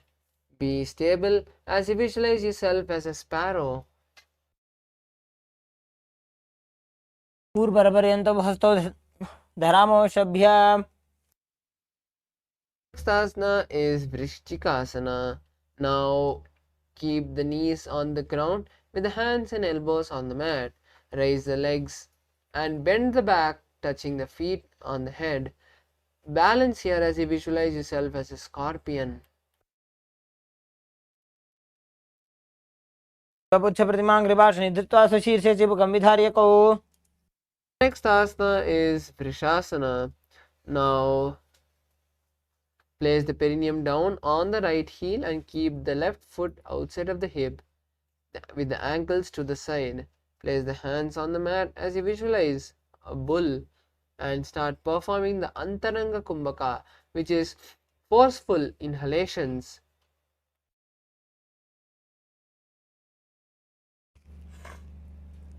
यामे गुल्फे पादमूले वामभागे पतेतरं विपरीतं स्पृशेत् भूमिं वृषासनमिदं भवेत्. Next asana is Lolasana. Now come to a kneeling position with the hands flat in the ground. Lift the knees off the ground and cross the toes of the left foot over top the right. Balance here as you visualize Swamiji in your inner space. लोलासनं सदा कुर्यात् वायुलोलापघातनात्.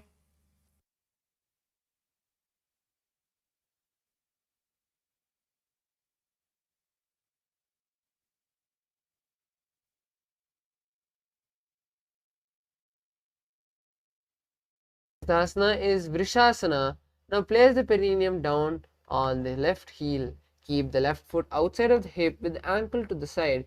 Place the hands on the mat as you visualize yourself as a bull and continue to perform the Antaranga Kumbhaka. यामे गुल्फे पादमूले वामभागे पतेतरं विपरीतं स्पृशेत् भूमिं वृषासनमिदं भवेत्. The next asana is Balagunasana. Now place the left toe on the ground and sit on the heel of the left foot. Place the right foot on the ground with the knee raised to the chest.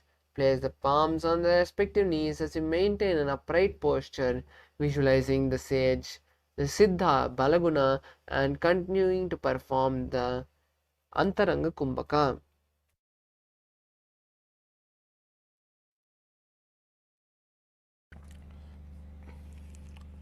आसन को गुण जल विकार जाई।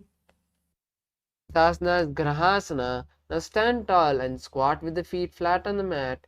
Bring the elbows under the thighs and wrap the hands around the shin. Hold on to the ankles from the outside as you visualize yourself as an entire planet. पादतले भूमौ संस्थाप्य जानु मध्ये गुरुवरौ स्थाप्य। Asana is Balagunasana. Now place the right toe on the ground and sit on the heel of the right foot. Place the left foot on the mat with the knee raised to the chest. Place the palms on the respective knees as visualize Balaguna, one of the 84 Siddhas. आसन को गुण जल विकार जाई। Asana is Utkatasana. Now sit in a squatting position with your heels, with your knees together. Visualize Swamiji in your inner space as you continue to perform the Antaranga Kumbhaka. युजास्पिजस्थि ऊर्वजानो यत्रासने पादतलद्वयोपरि।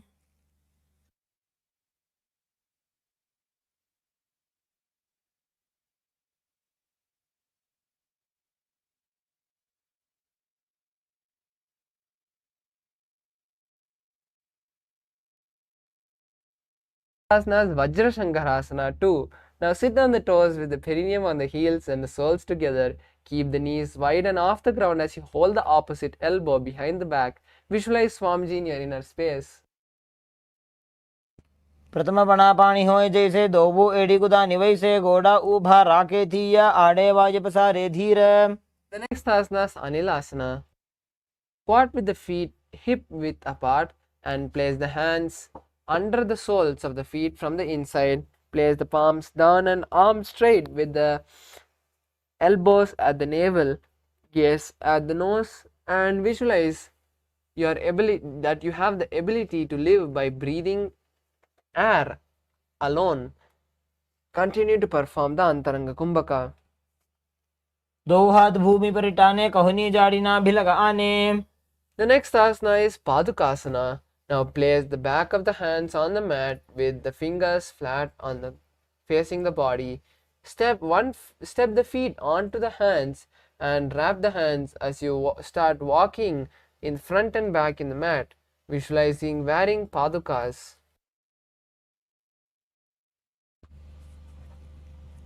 हस्ततलयोः पादतले कृता तिष्ठेत् गच्छेत् पादुकासनं भवति।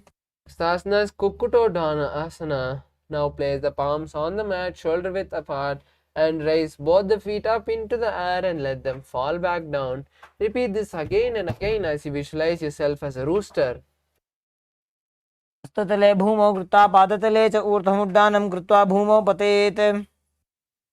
Sasana is Viparit and Drittasana. Now place the hands on the mat and raise the legs up into a handstand. Move around in the ground with two hands, dancing as you visualize yourself free from all patterns. हस्ततलाभ्यां भूमिं वष्टभ्यः ऊर्ध्वपादाग्रे कुर्वन्।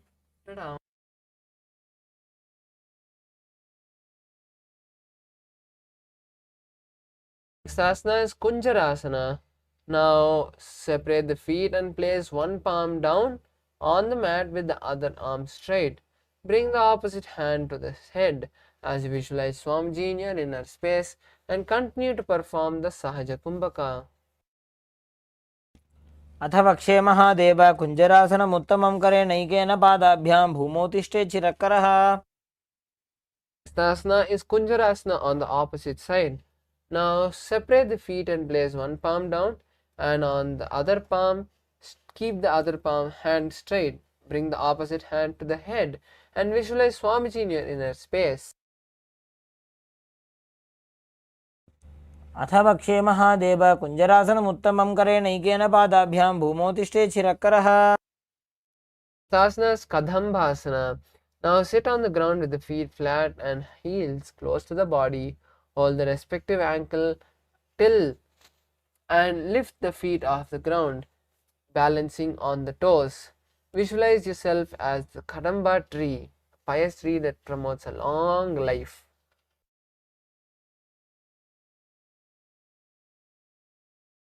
पार्श्विभ्यां भूमिम् अष्टभ्य हस्तद्वयेन गुल्फौ धृत्वा Asana is Pavanamuktasana.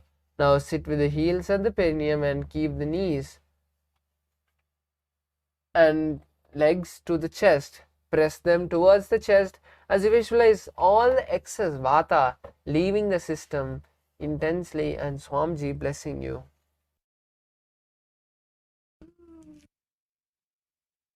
द्वयोस्तु पादयोः पाणिं लात्वा स्वस्वनितम्बके जानुनि वक्षसि साधुर्बभ्रति करबन्धनैः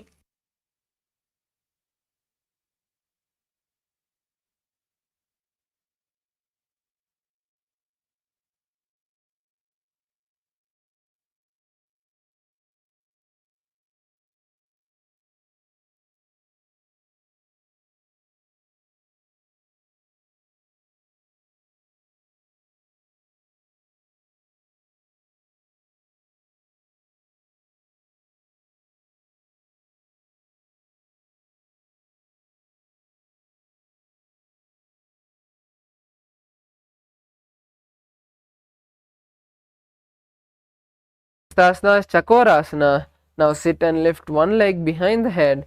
Place both the hands flat on the mat and extend the opposite leg up with the knee straight. Lift the entire body off the ground and keep the chin up. Visualize yourself as a powerful source of energy and continue to perform the Sahaja Kumbhaka as you gaze at the third eye. पूर्वतानं चतुष्पादपीठं वज्रासनं तथा चकोरक्रौञ्च शलभभुजङ्गमपि वृश्चिकम्.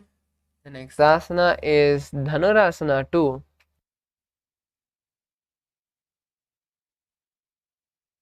Now sit with both the legs extended.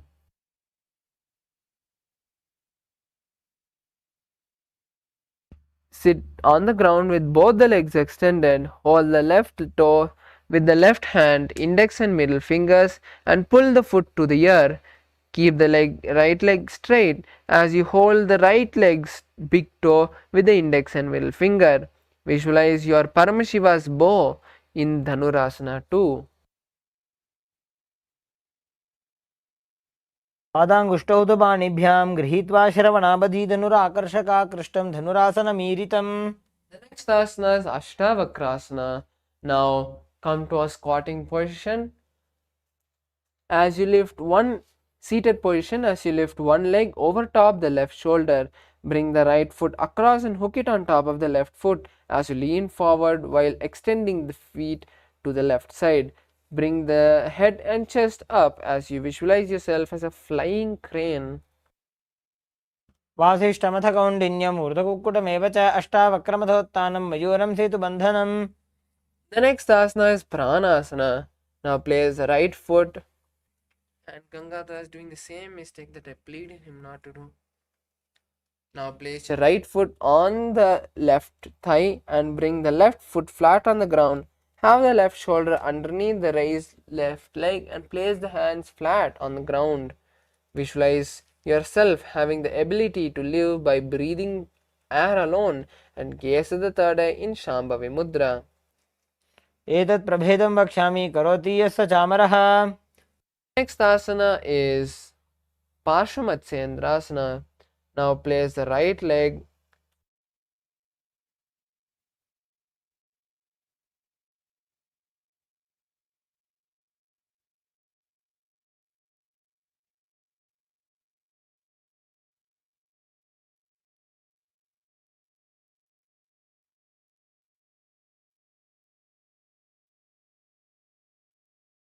place the right foot at the root of the left thigh and then place the left leg by the side of the right knee.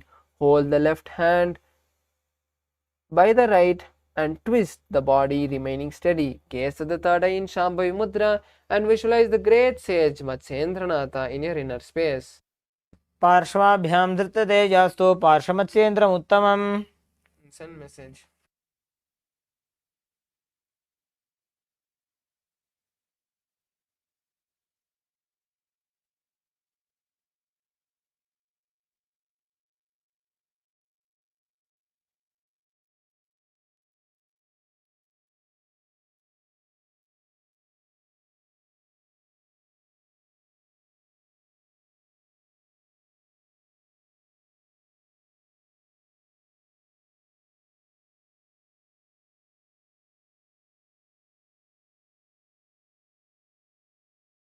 Next asana is Chakorasana on the opposite side. Now sit with both the legs stretched and place one leg behind the head.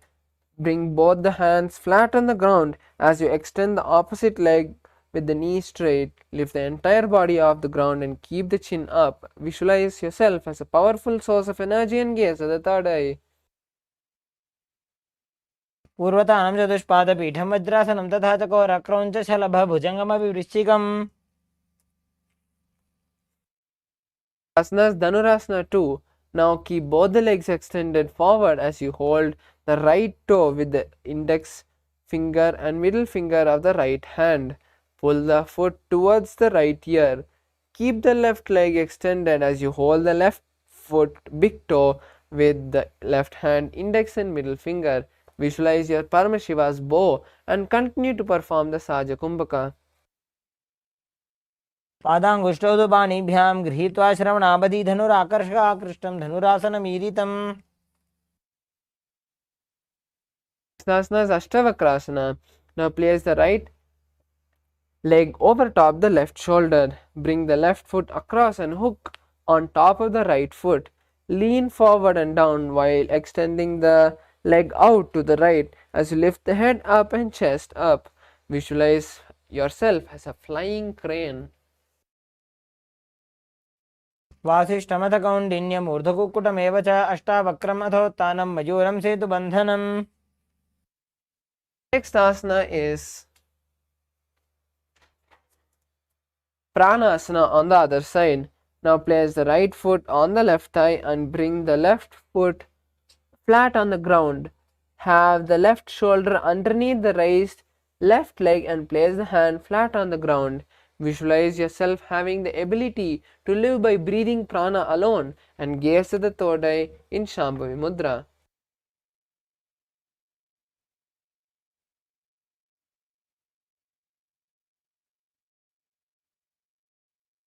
प्रभेदं वक्ष्यामि करोति यस्य चामरः. Next asana is Paramaśivānandam. Now place the right foot at the root of the left thigh and then the left leg by the side of the right knee. Hold the left hand with the right hand and twist the body, remaining steady. Gaze at the third eye in Shambhavi Mudra and visualize the great sage Matsyendranatha in the inner space. पार्श्वाभ्यां धृत्यते यास्तु पार्श्वमत्स्येन्द्रमुत्तमम्. Asana is Ardha Paschimottanasana.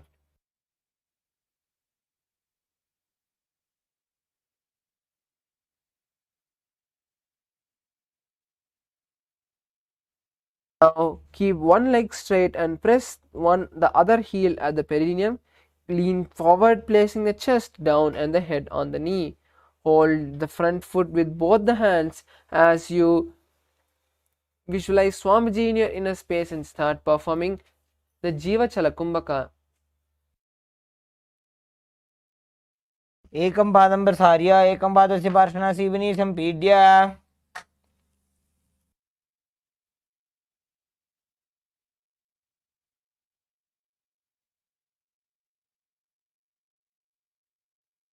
Place your left ankle outside of the hip and hold the sole of the right foot. Lift the leg upward towards the forehead, keeping the knee straight. Gaze at the nose and visualize yourself as a crane as you perform the Jiva Chala Kumbhaka, which is inhaling, visualizing the prana traveling all over the body and then exhaling. उत्तानपादं क्रौञ्चं च मरीचिं वीरभद्रकं नटराजं त्रिकोणं च सुप्ताङ्गुष्ठप्रसारणे. Next asana is Ardha Paschimottanasana on the other side. Now keep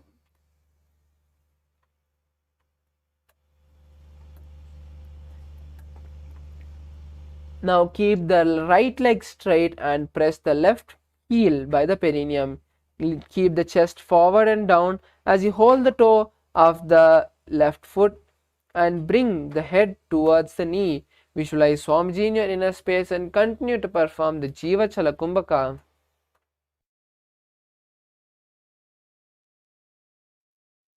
एकं पादं प्रसार्य एकं पादस्य पार्श्वनासीवनी सम्पीड्य. Next asana is Kraunchasana. Now, with your right ankle outside of the hip, hold the sole of the left foot and lift the left leg up towards the forehead. Keep the knee straight and gaze to the tip of the nose as you visualize yourself as a crane and continue to perform the Jiva Chala Kumbhaka.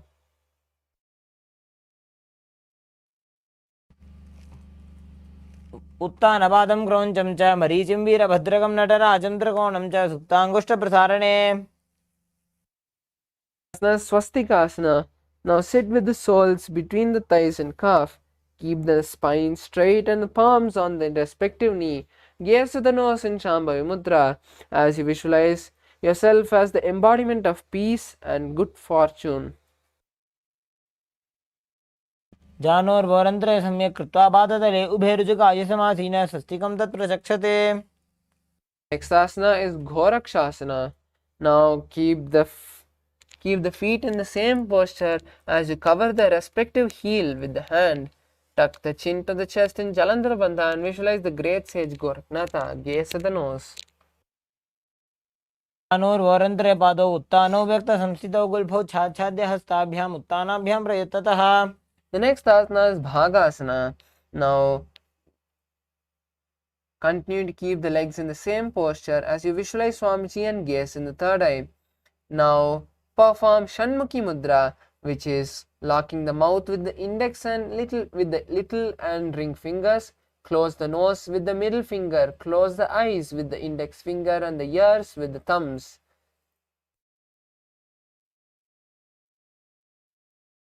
वामपार्श्वकृतं संस्थाप्य दक्षाङ्घ्रिवामजगने. The next asana is Yogasana 2. Now sit in Padmasana, placing the feet on opposite thighs. Place the back of the palms on the mat by your side.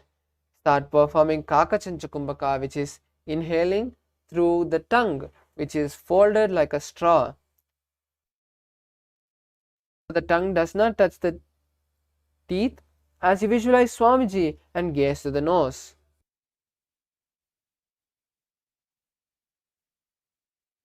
उत्तानौ चरणौ कृत्वा संस्थाप्य उपरि जानुनोः आसनोपरि संस्थाप्य चोत्तानं करयुग्मकम्.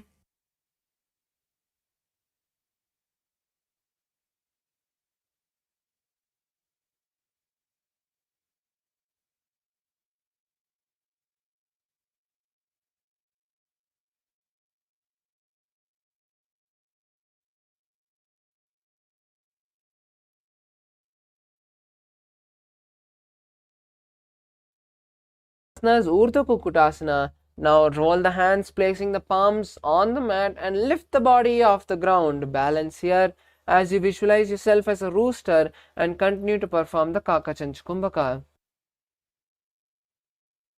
वासिष्ठमथ कौण्डिन्यम् ऊर्ध्वकुक्कुटमेव च अष्टावक्रमथोत्तानं मयूरं सेतुबन्धनम्. Next asana is Siddha Haratali Asana. Now insert the hand through the gaps of the thighs and calves as you maintain the posture without lifting your body. Visualize Swamiji and gaze at the nose. प्रथम पद्मासन को करे हस्तदो भूगोड़ासन दिदरे.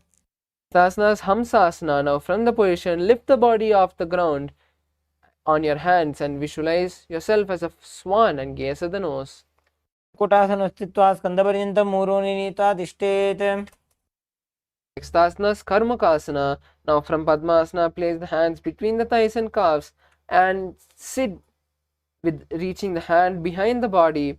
Interlace the fingers and bring the forehead to the floor as you visualize yourself as Paramashiva's bow. प्रथम पद्मासन को करे घोड़ासन दिमाही कर इधरे.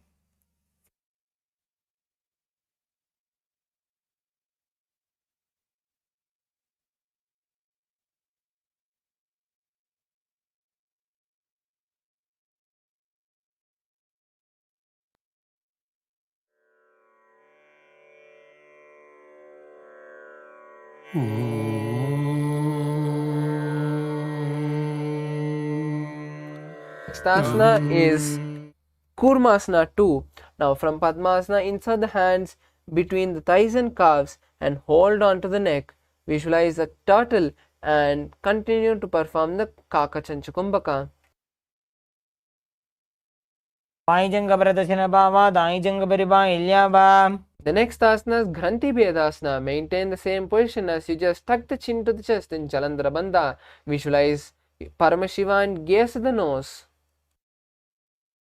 अथ पक्षे नीलकण्ठ ग्रन्थिभेदासनं शुभं ज्ञात्वा रुद्रो भवे क्षिप्रं सूक्ष्मवायुनिषेवनात्. Asana is Uttana Kurmasana. Now maintain the posture as you slowly lie down on your back. Keep the hands on the respective shoulder and visualize a tortoise. Gaze at the nose.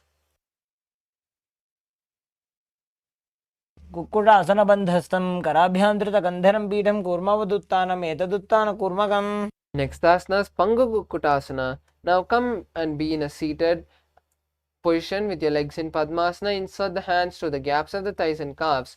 Hold one hand with the opposite hand and lift your body off the ground on one palm. Visualize a rooster as you continue to perform the Kaka Chancha Kumbhaka. कुक्कुटासनं स्थित्वा एकेन हस्तेन अन्यसमनिबन्धं धृत्वा. Next asana is Pangu Kukkutasana on the opposite hand. Now switch the hand, holding the opposite hand and lifting the body on one hand. Visualize yourself as a rooster. स्थित्वा एकेन हस्तेन अन्यसमनिबन्धं धृत्वा. The next asana is Gridhrasana. Now place the elbows on the soles, interlacing the fingers and placing the chin on the knuckles. Visualize you've gone beyond greed and covetous. जानुर्वोरन्तरे पादौ उत्तानौ व्यक्तसंस्थितौ गुल्फौ छाछाद्य हस्ताभ्याम् उत्तानाभ्यां प्रयत्नतः.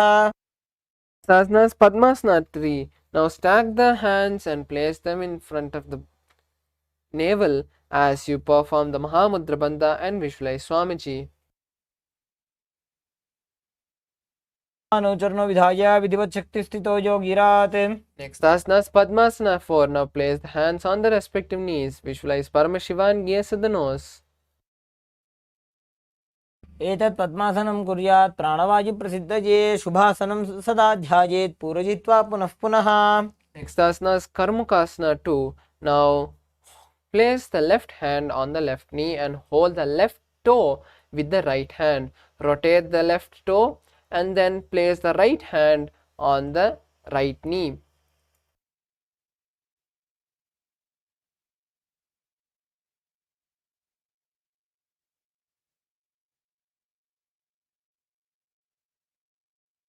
Place right hand on the right knee and hold the right toes with the left hand and circle them.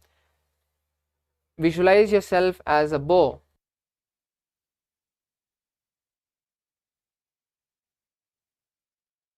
अथान्यासनमावक्ष्य योगपूरकरक्षणात्. Next asana is Karmukasana 3. Now cross your hands behind the back and hold on to the respective legs. Visualize your Paramashiva's bow and perform the Mahamudra Bandha. कार्मुकासनमाक्षित्य उदरे पूरयेत् सुखं तदा वायुर्वसो याति कालेन सूक्ष्मवायुना. The next asana is Dhridasana. Now release the Mahamudra Bandha and visualize your Paramashiva's third eye as you just switch the gaze to the third eye. ऊरुभ्यामुपरि स्थाप्य पादयुग्मं प्रयत्नतः दक्षिणं सव्यदेशे च सव्यं दक्षिणदेशके. Next asana is Nagrasana. Now from Karmukasana 3, try to hold on to the toes and lie down. If you can't, just cross the hands behind the back and lie down. Visualize a snake and gaze at the nose. प्रथम पद्मासन कोठाने द्वौ हाथ पाछाने आने. Asana is Kandukasana. Now release the Padmasana and place the thighs on the chest. Wrap your legs with the hands and squeeze your body, visualizing yourself as a ball. वेत्रासने स्थित्वा हस्तपादान् निष्कुष्य ऊर्ध्वं नयेत्. Next asana is Urdhva Pavanasana. Now place the legs flat on the mat with the knees pointing up. Visualize Swamiji and interlace the hands behind the neck as you gaze at the nose. प्रथमे सूधो सैनकरावे गोड़ा उभा राशि मिलावे. Next asana is Markata Pitasana.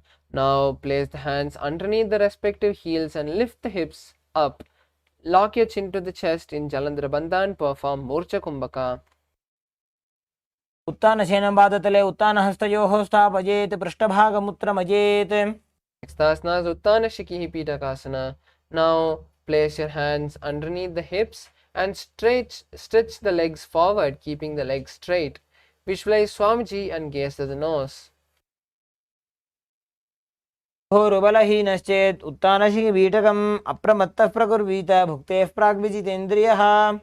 Asana is Narakasana. Now slowly keep your hands under the hips as you slowly walk the legs towards the body and kick them up. Then place the hands on the mat and visualize traveling blissfully through hell. ग्रीवाकण्ठेन भूमिं विष्टम्भ पादाग्रद्वयमूर्धमुन्नयेत्. Next asana is Tiryanavakasana. Now place the hands on the respective hips and slowly angle the legs forward. Visualize yourself as a boat. नौकावत् स्थित्वात् ऊर्ध्वं पादाग्रद्वयं नयेत्. The next asana is Dvajasana. Now place the hands back on the mat and maintain the legs up. Visualize the KAILASA flag. तिर्यन्नौकावते ग्रीवापृष्ठकोर्परैः भूमिं वष्टभ्य. Last asana is Mritasana. Now lie down, completely relaxing your body. Place the hands by your side with the palms up.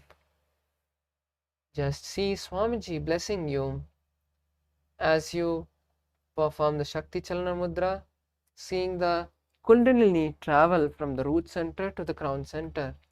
Completely unclutch from all the senses and all the micro movements of your body. Just intensely chant the Mahavakya inside as you see Swamiji and completely relax.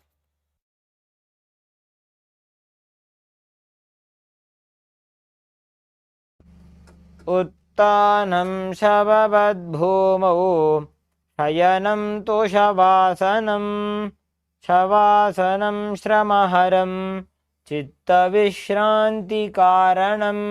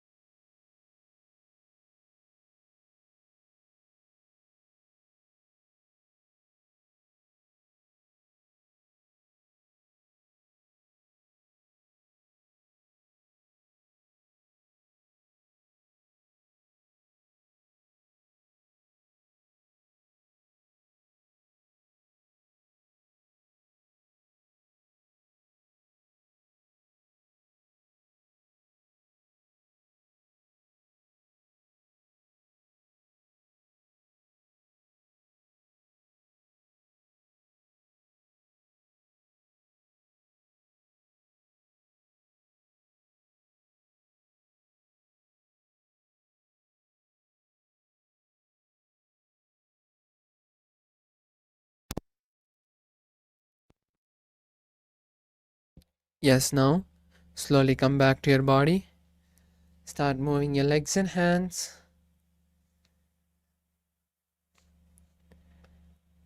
Bring awareness to all the muscles of your body again. We have completed the 308 asana sequence now. So slowly come back to all your bodies as the Kundalini is completely awakened in us. Now bring the legs to your chest. Wrap the legs with your hands and rock from side to side. Slowly come to a comfortable seated position. You're beautifully now. We have completed the 308 asana sequence.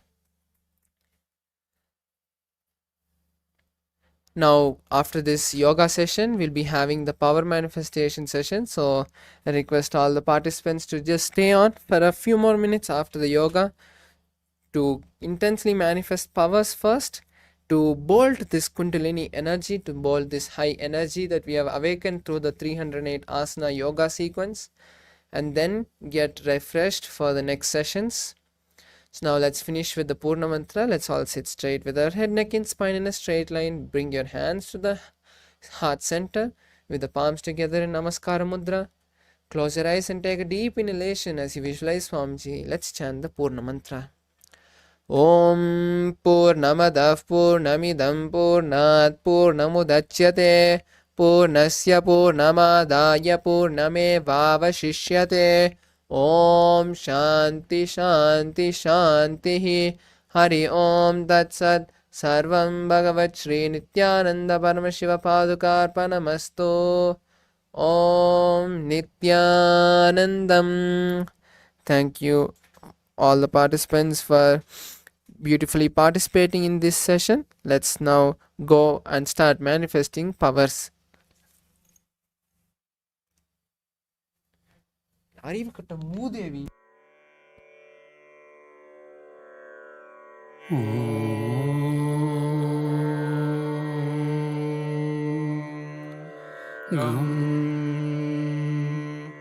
आनंद गणपतये नमः।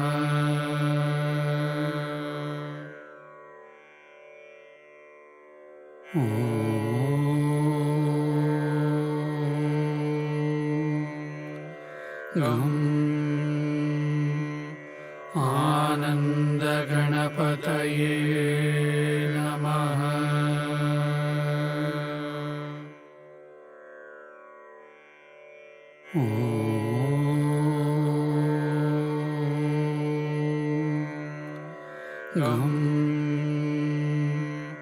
आनंद गणपतये नमः।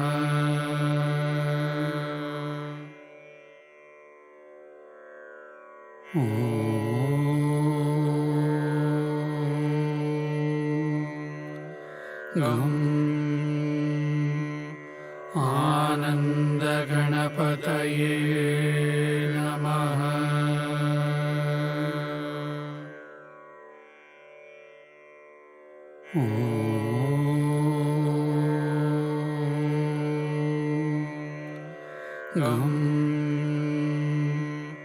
आनंद गणपतये नमः।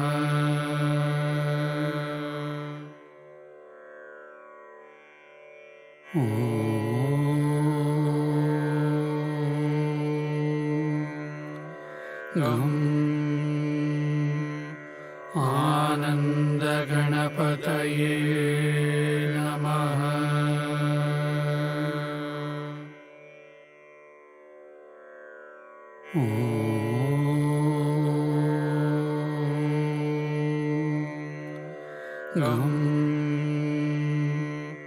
आनंद गणपतये नमः।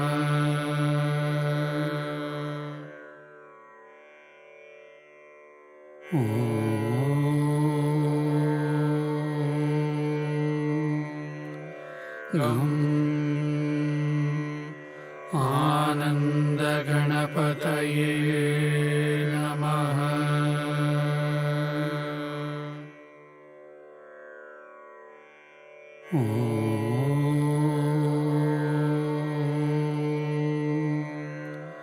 Om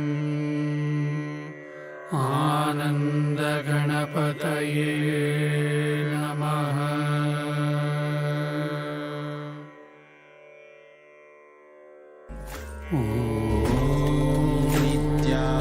Nithyananda Paramashivoham Ananda Ganapataye Namaha. Paramashivoham Om Nithyananda Paramashivoham Om Nithyananda Ganapataye Paramashivoham Om Nithyananda Paramashivoham Om Nithyananda Ganapataye Nithyananda Paramashivoham Om Nithyananda Paramashivoham Ananda Ganapataye Nithyananda Paramashivoham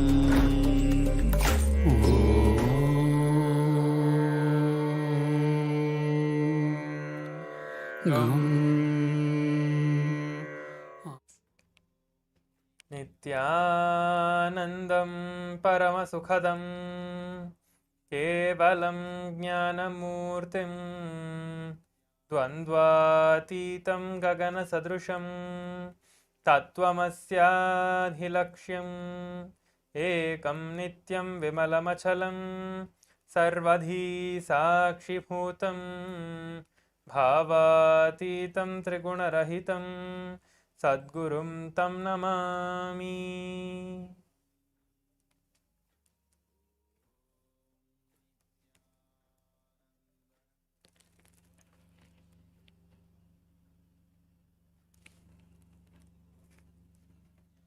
Nithyanandam, I welcome all the Paramashivoham Level 3 Season 3 participants to the day 17 of the Paramashivoham program. Let us now enter into the power manifestation. We have just completed the Prathama Vinyasa Krama and the Dvitiya Vinyasa Krama Yoga, establishing ourselves in that space of oneness and prepared ourselves to manifest Paramashiva, to manifest Swamiji himself, who is the embodiment of Paramashiva. Let us now enter into the power manifestation. I request all the participants to get your eye bands and be seated in front of the camera. We are going to be beginning the session shortly. Please get your eye bands, be seated in front of the camera. Make sure that your cameras are turned on. Satyo Jatashiva, Kaikun, Amritapanananda, and Fabio. Please make sure to keep your cameras turned on.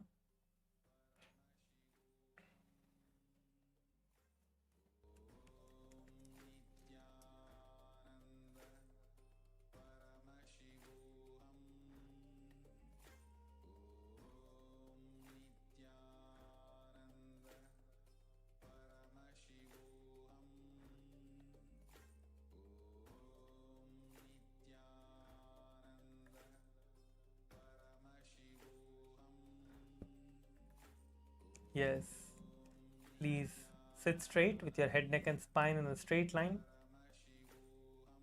I just wanted to remind everyone that manifesting these powers are not just being able to see with your eyes closed or being able to scan someone's body or seeing any distances. They are just the side effects, okay? The main effect, the main reason for us to do this power manifestation is to manifest the powerful cognition, to manifest that space and the state of Paramashiva within us. Okay, so do not give importance to the side effects, do not give importance to the power manifestation itself that is happening. Yes, that will definitely happen. Power manifestation is like the side effect that will naturally come along with the manifestation of Paramashiva, but give importance to establishing yourself in that space of oneness with Swamiji, with Paramashiva. That is what you need to do. If you constantly think, okay, I need to see with my eyes closed, that is not going to happen, because you are moving away from that space instead of establishing yourself in that space. Okay, so just keep that intention strong that yes, I am going to make it happen, and sit in that space of oneness to make it happen. Do not get frustrated. Do not encourage any other thought currents, anything else that is going on. Just sit, close your eyes, chant the Mahavakya, visualize Swamiji, experience that state on bliss that is happening inside you. Okay, that is what is power manifestation. The moment you are established in that space of bliss and you know, yes, I can manifest anything, that is the space that you need to be in. Yes, I know that I can manifest anything that I want, and just with one declaration that I know that I can manifest, you will be able to manifest it. So let us now enter into the Shastra Pramana. I'm going to be chanting the Shastra Pramana, which is the scriptural reference directly revealed by Paramashiva himself in the Vijnana Bhairava Tantra. As we all get ready for the power manifestation, I'll be chanting the Shastra Pramana for the power of the third eye reading. Kapalantarmano nasya tishtanmilitalochanaha kramena manasodardhyat lakshaye lakshamuttamam.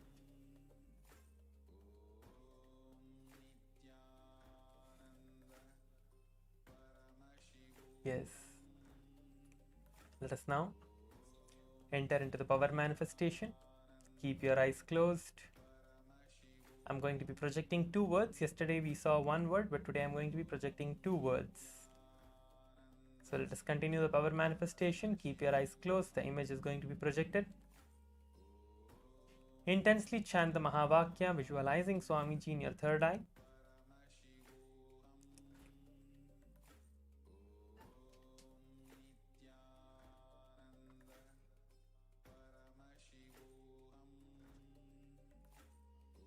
Now I'm going to project the image.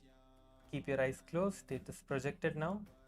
Chant the Mahavakya intensely and manifest the power of the third eye reading. Paramashivoham Om Nithyananda Paramashivoham Om Nithyananda Paramashivoham Om Nithyananda Paramashivoham Om Nithyananda Paramashivoham Om Nithyananda Paramashivoham Om Nithyananda Paramashivoham Om Nithyananda Paramashivoham Om Nithyananda Paramashivoham Om Nithyananda Paramashivoham Om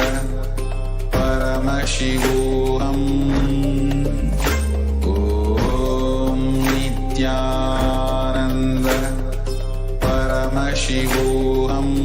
Paramashivoham Om Nithyananda Paramashivoham Om Nithyananda Paramashivoham Om Nithyananda Paramashivoham Om Nithyananda Paramashivoham Om Nithyananda Paramashivoham Om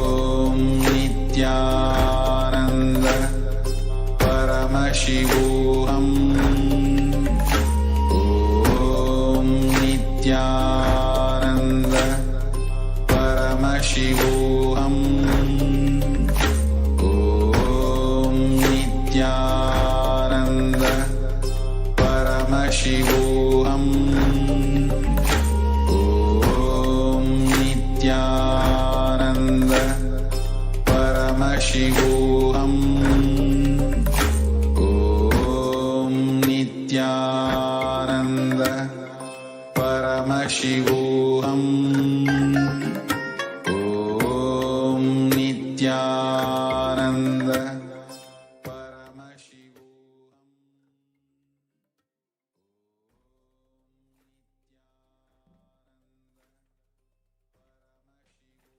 Yes, now relax and slowly open your eyes.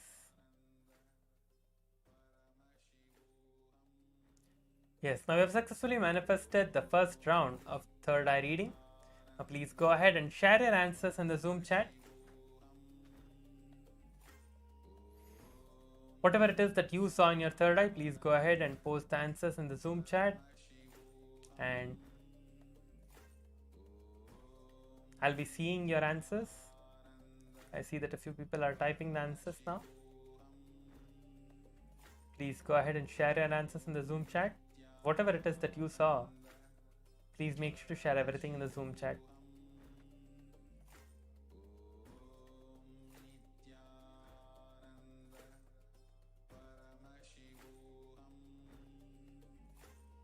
Share everything.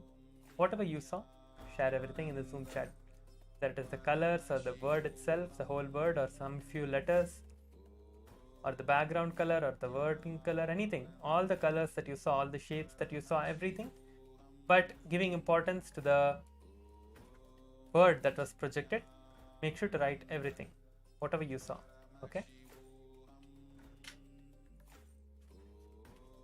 Type it down and share it in the Zoom chat.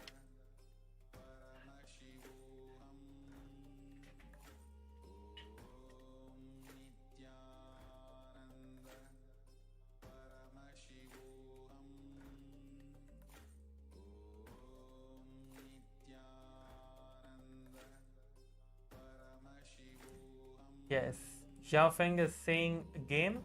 Okay, the word game. Okay.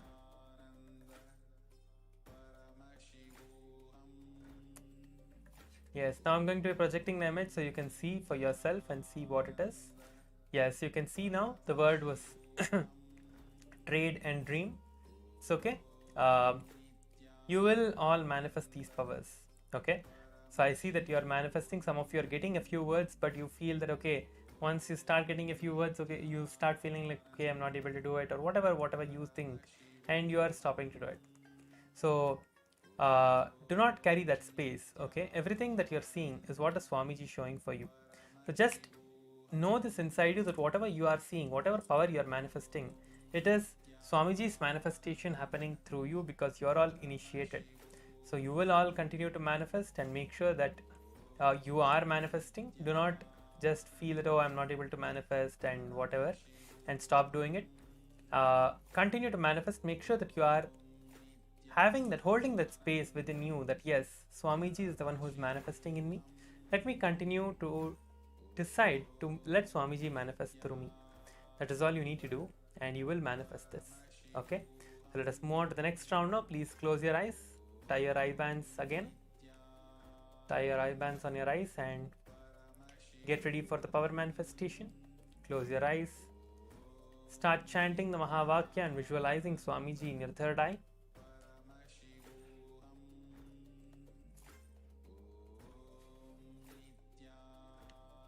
Now intensely chant the Mahavakya. Visualize Swamiji.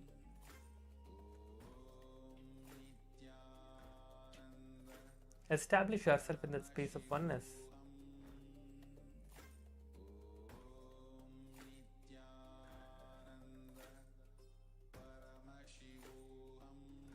Keep your